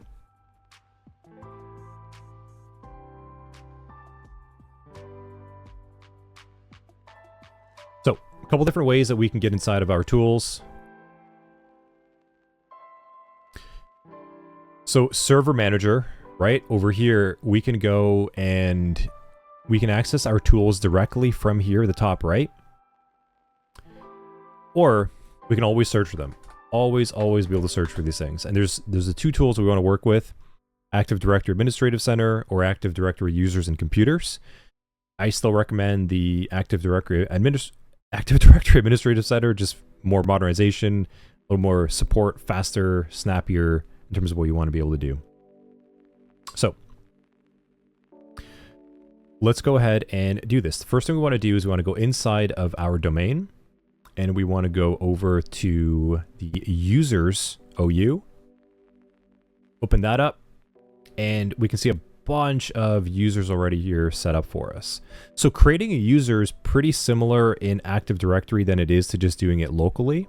Remember in the earlier Windows portions, if we right-click Windows, we go to Computer Management. Yeah, ADAC, ADUC. I in my head, I'm always calling them like ADAC and ADUC, but for all intents and purposes, that's the full name. So computer name is how we would do this normally with like local users, like how we saw this before, right? We can get inside here and we can mess around and create different users and groups and all that stuff. But that has changed. Now that we're inside of a domain, we have to use more advanced tools like this. So the first thing we want to do is let's just take a quick little look at the administrator account. Okay. Open up administrator by double clicking them. And just in case, when it says password never expires, if your setup says, like if that's unchecked, go ahead and check that. And again, these steps are all in the lab, but I'm walking you through it too. Just make sure that you do have it checked, the password never expires, because if it's not, and it does expire, you'll be locked out of your server and you'll need a reset. So just really make sure that that is there. That's step number one. Now, let's go and make our first regular domain user. So we're going to go inside of here, go to new, go to user, and notice how there's some asterisks of things that we have to fill out. I'm just going to go populate some details. And I'm going to say first name is good, last name is user, so good user. And we're going to give this the logon will be good user. So by default, we have at goodcorp.local. You see now our domain is coming back into place. And this is how you have like your logon at work. Same thing. This is where it's all set up. Now let's uncheck this. So instead of user must change password at next logon, if you've ever been at work and you've ever had to log into your new workstation, if you ever saw that prompt that says you now must change your password, this is it. This is why. So we want to uncheck that. And just to make our lab easier, we want to go and say password never expires. Now, password, I'm going to go ahead and use that common theme password throughout. So we're going to call this Fairmont55. But I'm now creating my first user account inside of a domain. Press OK. Easy. Here's good user. If I double click them now, you can see what their information is. Good user, goodcorp.local, and their login name, goodcorp@gooduser. Super easy. Now what we want to do is we want to go and create a domain administrator next. We want to get away from using this local admin that got promoted right away because that could mess up the virtual connection we have going on. So we want to go and create a new user. We're going to do the same thing. And we're just going to say first name is also good, but last name is good DA. So good DA's last name. Their logon would be good. So we have good user. We have good DA. Same thing. Password never expires. And now for all intents and purposes and simplicity, same password again. We're not trying to go and focus so much on, you know, let's get passwords saved and stored different ways. You can do that optionally if you'd like, but what I want to do is just for making all this seamless, I'm just going to go with Fairmont55 again for the passwords. So you can see as well too, this immediately creates it with a common name of users. So that's the OU that it's going to refer to and with LDAP queries, and the domain components of good corp and local based on what we've set here. So this is how the LDAP query record will be constructed automatically. Press OK. So very similar, right? Now the change here happens when we want to make the good DA part of the domain administrative group. So there's a couple different ways we can do that. We can double click good DA, and we can go to member of, and we can add them over here. We could right click them and say add to group as well too. It's both going to bring us to a similar prompt. So I want to add to group, and this is the same prompt that we saw before. Remember earlier on in Windows when we were adding users to groups? Same thing. Now there is a domain admin group that I'm trying to find, and I want to hit check names, and it does the same process of that little underline, adding a user to a group. Press OK. Cool. Let's double click their name now. And notice that it says under the member of tab, we can see that they're actually domain admins and domain users. So that's really like how easy it is. Again, this is why Active Directory is so simple. If we want to make new users, new groups, if you were an IT help desk analyst and you got a ticket where you had to set up like 5 users in a group of some software, well, this is it. Like you would just do this. So if you're able to do a task like this, you're effectively able to do IT help desk work this time. That's pretty cool.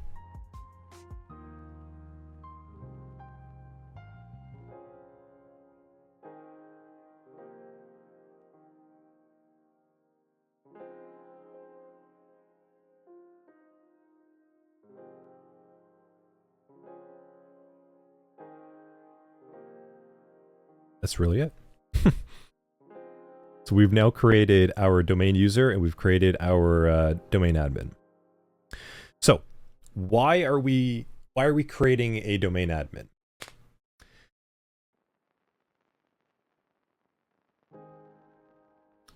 Yes, yeah, it's the exact same process that you did back in the Windows module, like in the first lab, like way back in like class 2 or 3 or whatever it was. Same thing. So right click, add to group, or go inside of here and go to member of, add. Both going to bring you up to that same prompt, and then just type in the domain, the group of like domain admins, check names, and it gets highlighted, and then press OK. And then once you do that, it gets added here as a group member. Same process. So now we have good DA as part of the domain admins. Now, if you take a look inside here, we also have group types of objects inside of our users, OU. So let's double click that. And if we look at the domain group of domain admins and go to members, you can also see good DA inside of here as well. So now we have the ability to work with groups on the fly and give them much more granular control for more centralized management. Cool. Any questions on that? Straightforward, right? Windows is trying to make it easy for you.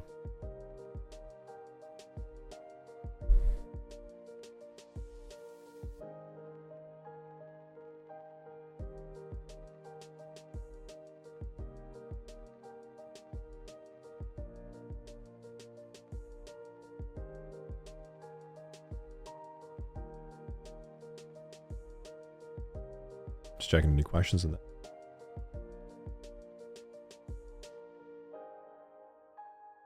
Clear? Good? Crystal?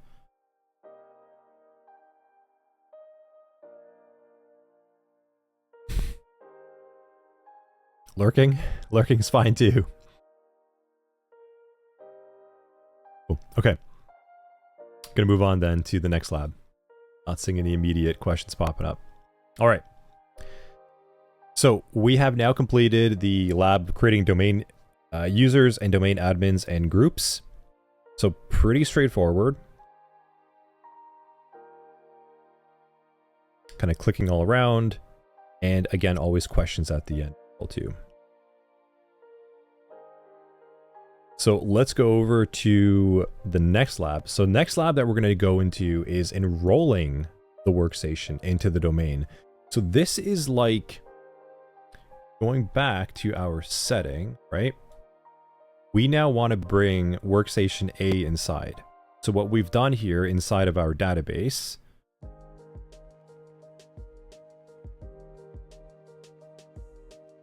we have created good user and good DA. And good DA is the domain admin.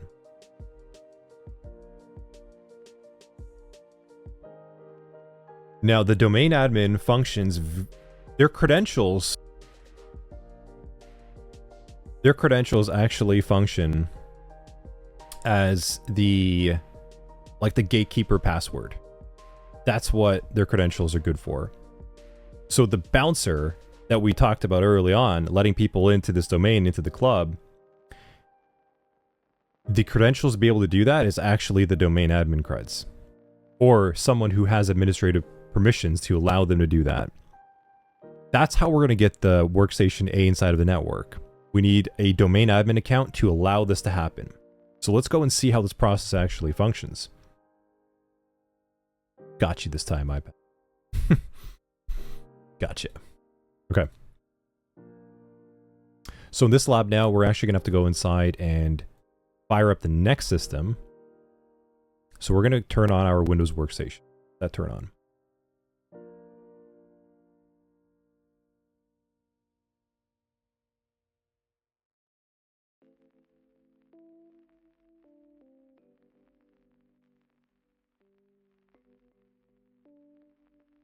Now, pop quiz before we jump into that. If we need workstation A to contact the DC, what do we need? What host address information do we need?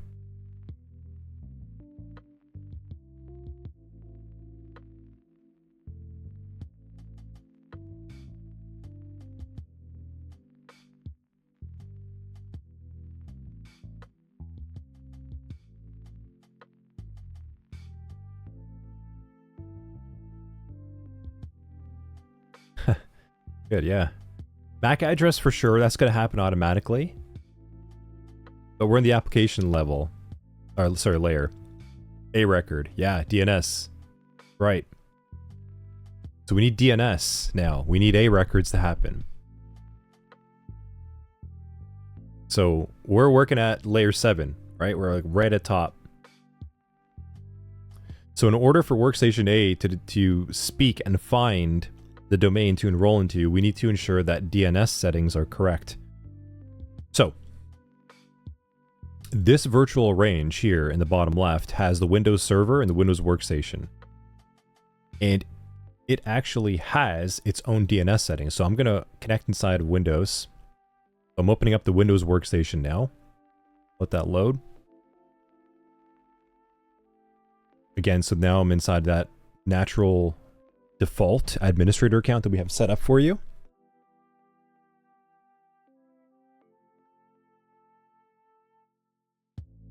Let that fire up. When it does, I'm going to open up PowerShell. If I run a who am I, you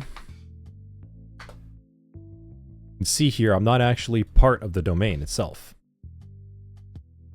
And if I run ipconfig/all, my DNS server is going to 10.0.0.58 for domain name resolution. Now, I don't need that. I don't want that. And I'm going to kind of demonstrate why this is going to be an issue. So if I wanted to go and try to enroll this workstation into the domain, it's actually really simple to do this inside of the GUI itself. So I'm actually going to go to Settings. From the Start menu, go to Settings, and then I'm going to go to System. And then I'm going to go to About. A lot of clicking here in Windows. And then I'm going to go over to it's an Advanced, I think. Advanced System Settings? Yeah, Advanced System Settings. Computer name. And it pops up like this old school. This is like the older Windows menus. See how Windows still has that issue of like older viewports with new viewports because that compatibility. So notice that it says I'm part of the work group, which means I'm not in a domain, and a work group is sort of like a smaller domain where there's no real server. It's like just computers talking to one another. So the default setting for that is always going to just be work group, unless you change it. So now what I want to do is hit change. And let's go and change this to a domain. So let's do goodcorp.local. That's our actual domain. Remember, we set that up. And press OK. Can't find it.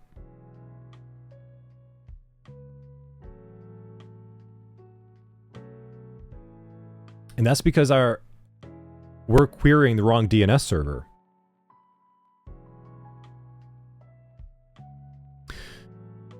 So let's close that. And what we actually need to do is we need to go and change the IP address settings and the IP protocol settings, the TCP IPv4 settings. So if I go in the bottom right, there's a little network icon. If I right click this and go to Open Network and Internet Settings, and what I want to do is I want to change my Ethernet adapter settings. So remember, I ran ipconfig and it's saying my DNS server is 10.0.0.58. I don't want that. I need that DNS server IP address to specifically be my domain controller that also is a DNS server now. So I want to change adapter options. And then inside here, I find my Ethernet adapter. Now I can right click this, go to Properties. And inside here, you can see all the different connections that this adapter is configured with. We see TCP IPv4, we see IPv6, and we're connecting by IPv4. So I want to double click this. So I'm going to double click the IPv4, this one right over here, or you just select Properties. And you see how it says obtain an IP address automatically. That's because our little virtual range there is it's handing out IP addresses for us. That's that DHCP component. Now, the DNS is also provided to us automatically. We actually need to change that around. So we're going to click this little dial. We want to make our preferred DNS server is the IP address of our Windows server, which is also a DNS server now. We'll go ahead and copy that in. Make sure you get the right one. If you don't get the right IP address, if you kind of click on the wrong one, it's not going to work. It has to be the domain controller you just set up. Now, we also want to have a backup DNS option over here. And we can use the existing IP address that was provided to us. You don't want to lose that, just in case something stops working properly. We're going to change that 10.0.0.58. And I got that information from looking at the original DNS server.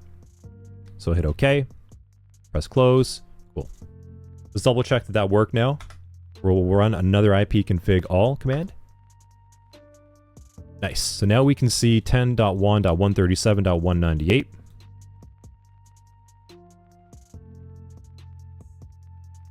Good to go. Let's go back inside of our system settings now. Go back to About. And we're going to do Advanced System Settings again. Go to Computer Name, Change, and let's go to Domain, and let's try and actually contact the goodcorp.local domain again. So what's going to happen here when I do this, when I press OK, it's going to look for our DNS, and it's going to query out to that IP address that we provided. So 10.1.137.198. It's going to contact that as our preferred DNS server first to try and resolve the goodcorp.local domain. Okay. And that information is actually inside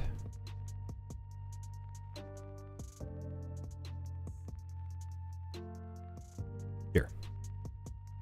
So we have our goodcorp.local domain. This is the IP address that matches up with it. It's going to query this information first. It's going to verify that this DNSA record matches for the server that we told it to. It is then going to verify that this is actually a domain server, which it is. This is the goodcorp.local domain controller that we just set up. That's what's happening as soon as I press this OK button. So I'll press OK now. And now you see a prompt that appears to verify connection. So it says enter the name and password of an account with permission to join the domain. So the one that we know that works is goodda. Password of Fairmont55. Exclamation mark, just to make sure you see. Press OK. And another little pop-up will appear behind that. It says, welcome to the goodcorp.local domain. So we've joined the workstation. The goodda creds, that account has permission to allow workstations to join the domain and speak with the domain controller. So now I'm going to press OK. And now immediately it's going to want me to shut down. It's going to have to restart. Changes will take effect after you restart the computer. Restart now. Cool. Give that a second.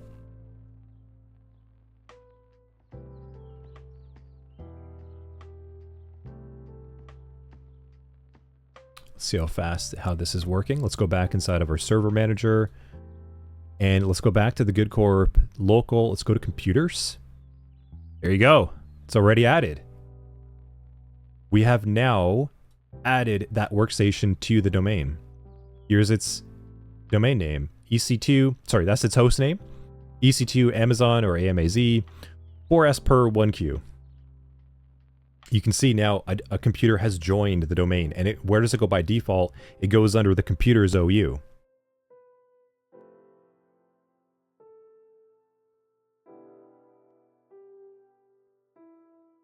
So let's go ahead and refresh. Cool. See it. Now, inside of our domain controller, we're going to go in and we're going to open up remote desktop. I'm going to pin this down here because we're going to be using this a lot. We're going to pin this taskbar. So now what I need to do is I need to go and try and connect to that workstation. Let's go and grab that IP address, 10.1.112.160. Set up this.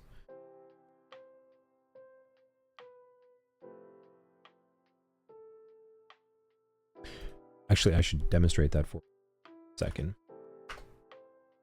If you try now to connect to the Windows Workstation box from here on in this virtual lab setup by the connect button, it will connect you to the local administrator account, not in the domain.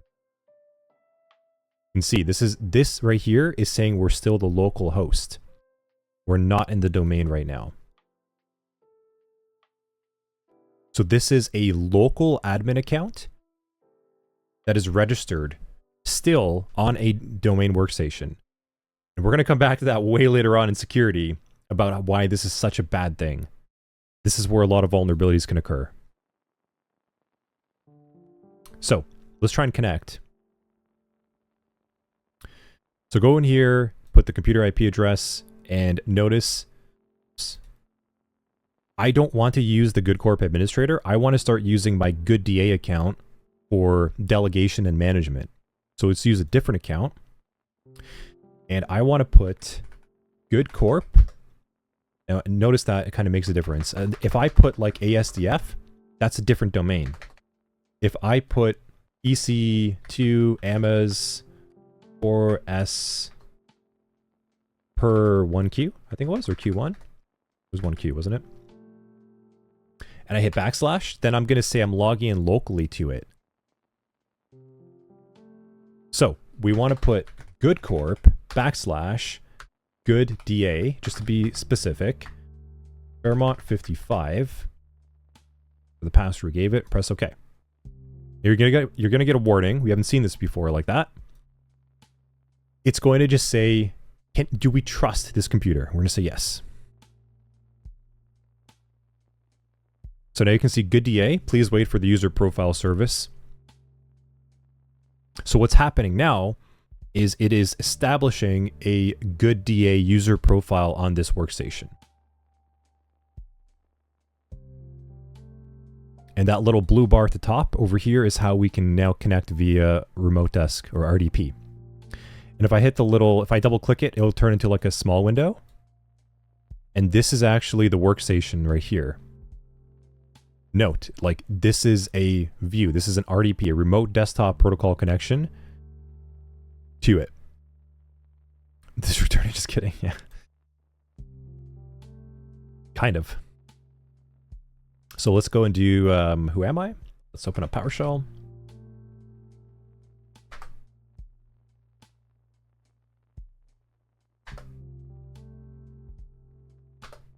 Who am I? I am now Good Corp under, sorry, I am now Good DA, my Good Corp domain account on this workstation as a user profile.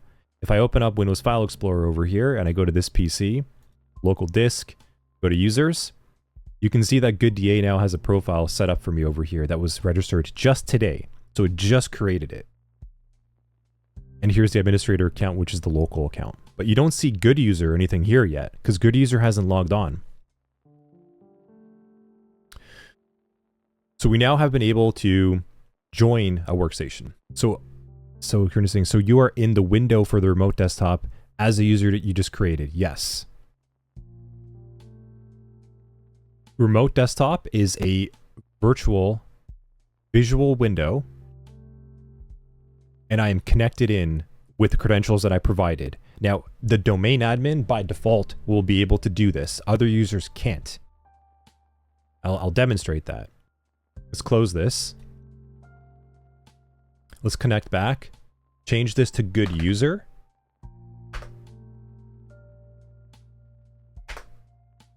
Yes. Can't. Connection denied. So this is a special privilege that I need to have as good DA. Log in. So again, let that load. Now I'm back in that connection that I had. If I go to settings,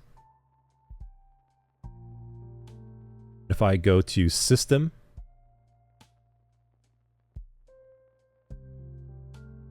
so just make,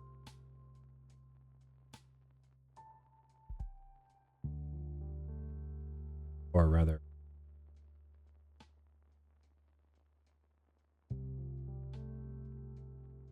about, you can see I'm actually EC2 AMAZ-4S per 1Q. This is the domain workstation that has now been enrolled and brought inside of our domain. If I minimize that and come back to this section, actually I'll keep it kind of like smaller window. You can see that that's this computer right here. You can see it's been modified even when I logged in. So there's a timestamp that shows me when I logged in. Pretty cool. So what we've done now is we have actually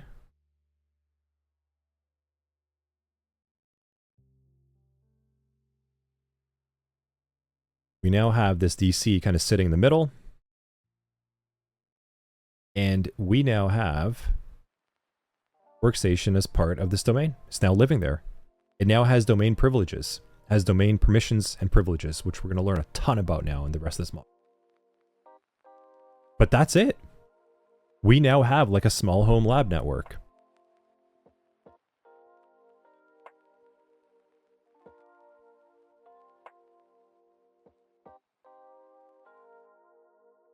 And all what I'm doing now is I'm having the DC connect to this workstation, kind of like this.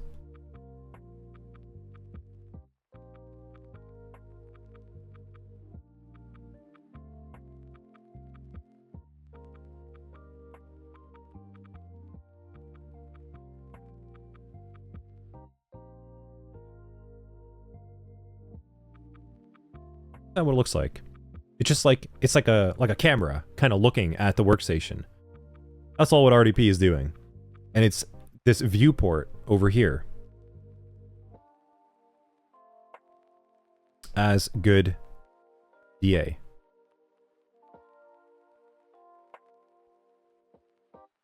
So now I can perform remote management, remote administration.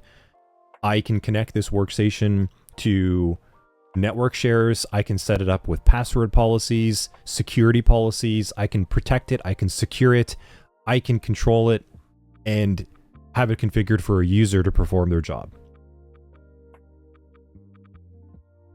That's it.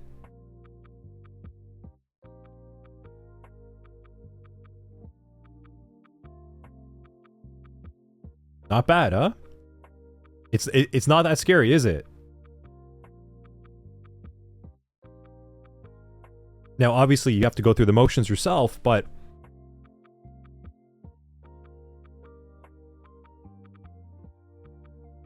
big step. Big step. You've now configured your first domain controller, set up a regular user, a domain admin, and then brought a workstation into the domain network itself.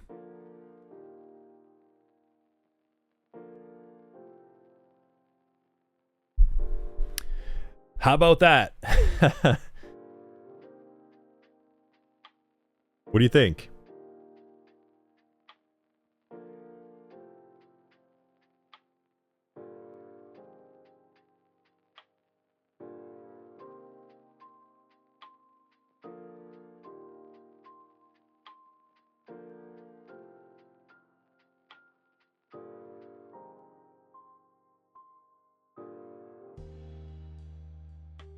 Think it'd be intimidating until you actually do it? Totally, yeah.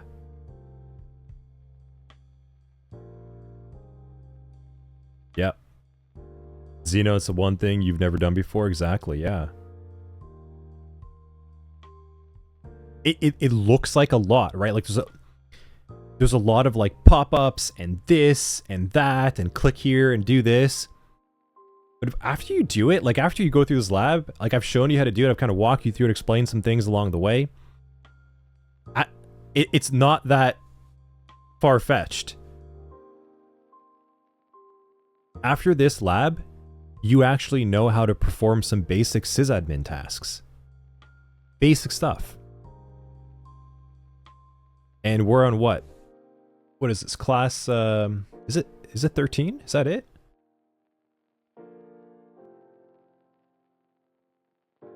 You've gone now from 0 to setting up a domain controller as like a junior sysadmin kind of task, kind of thing.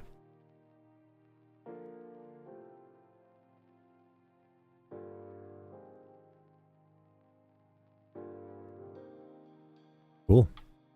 Well, I think that's a good spot to stop.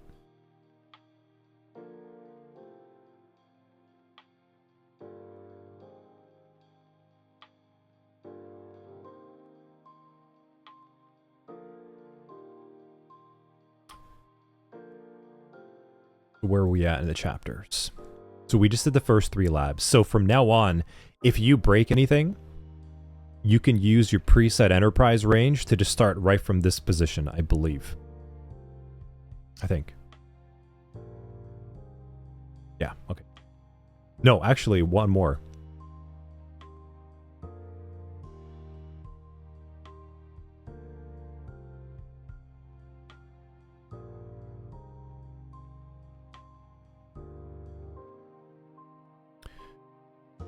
So Karina's saying, I know I'm asking you to repeat yourself, but could you explain the importance of this with regard to learning cybersecurity? No question, you know? I know, it's not naive, it's a good question. It's the same reason of why did you learn the OSI model? Why did you learn HTTP? Why did you learn how a browser request works? Why did you learn how a URL is functioning? Why did you learn how to set up a user account? Why did you learn how to look through Linux logs? Why did you learn how to do bash scripting, PowerShell? It's the same answer. The answer is, if you understand how this stuff works, you know what the attacker is looking for to break. And here's an example. I just showed you that good user can't perform a remote desktop protocol connection. Now, what if I logged into a network as an attacker and I was good user and I could RDP to the domain controller? That's probably really bad, right?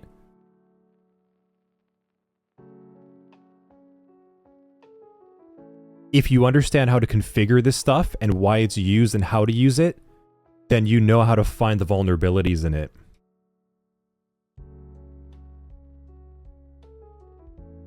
You will know what could have gone wrong or what an attacker is trying to do. Maybe the attacker went in and changed the IP address of the alternate DNS server. Yeah. Actually, it's what hot garbage is just saying right there, 99. The first step in IT, or sorry, the first step in security is to establish a known, trusted baseline. That is your first step in security. And what that is all the IT. That's all the IT stuff. This, right now. My trusted baseline is good user and good DA inside of the goodcorp.local network. If I log in tomorrow and there's evil user, that's a security threat. But I'm only going to know how to look for that if I know how to manage and identify how Active Directory works in the different OUs and etc.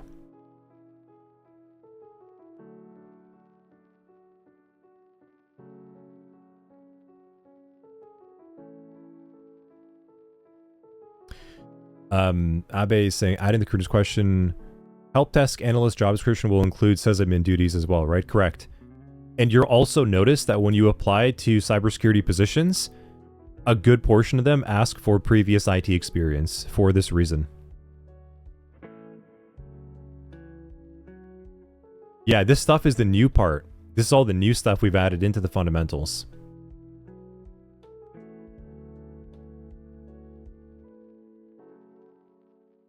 Yeah. Quick example as well, another one.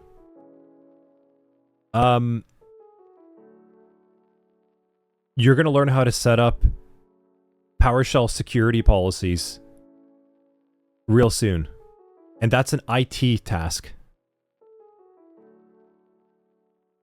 So that people can't use PowerShell scripts to execute malicious attacks on the network.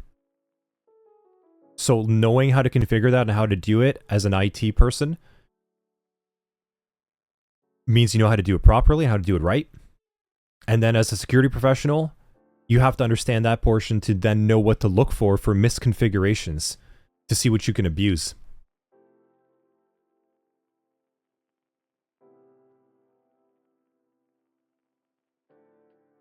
Audi is, thanks for the follow. Yeah. It's a good question because, yeah, it's very easy to fall into the trap of just show me the exploit or just show me the Wireshark filter to find the malware. Just show me the registry location to show where the malware could hide. It's very easy to fall in that trap.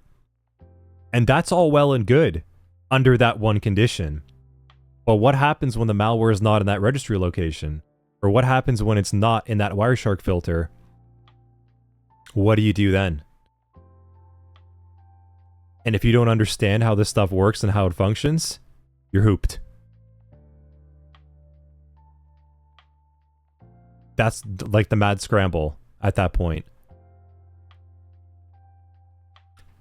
And we don't want you to be in that position. That's why we're teaching you so much on the fundamentals of IT.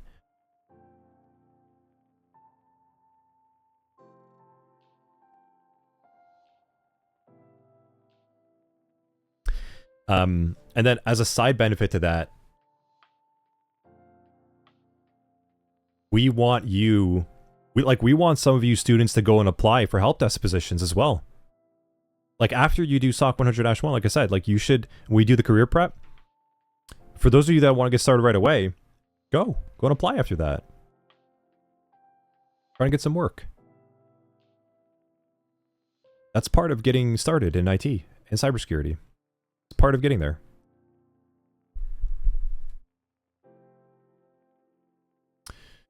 Hawk Arbor saying not all bad guys are script kiddies. Yeah, they're not.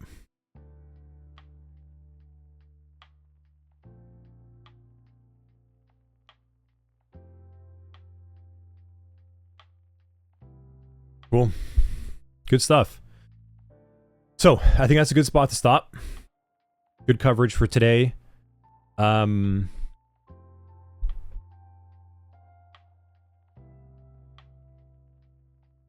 Next Saturday, let's take a look. So next Saturday. Next Saturday we are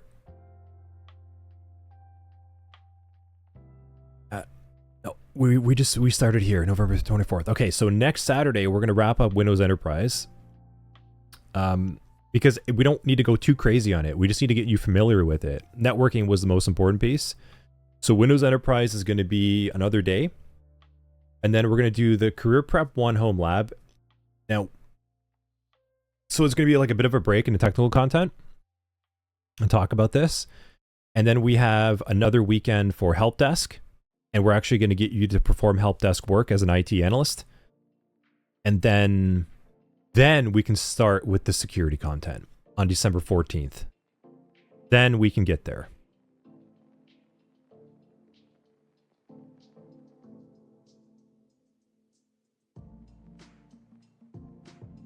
Oh yeah.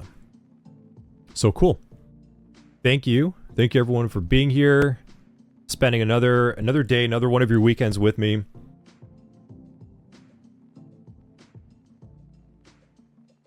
We're getting there, one day at a time. So yes, once again, thank you everyone for being here with me. This is Class 13, SOC 100-1, Windows Enterprise Active Directory environments. Love it. Love seeing all the engagement, the growth. So thank you again. Thank you for supporting the stream. Thank you for being here, being part of the community. See you inside of Discord now through the rest of the week. And get ready for next weekend when we dive into even more advanced concepts. Have a good weekend, everyone, and a good rest of your week. Oh, and stay tuned for Tuesday. Well, yeah. Thanks, Zeno. Yeah, I'm glad we brought it back in too. This is important stuff. So cool. Alrighty. See you, everyone.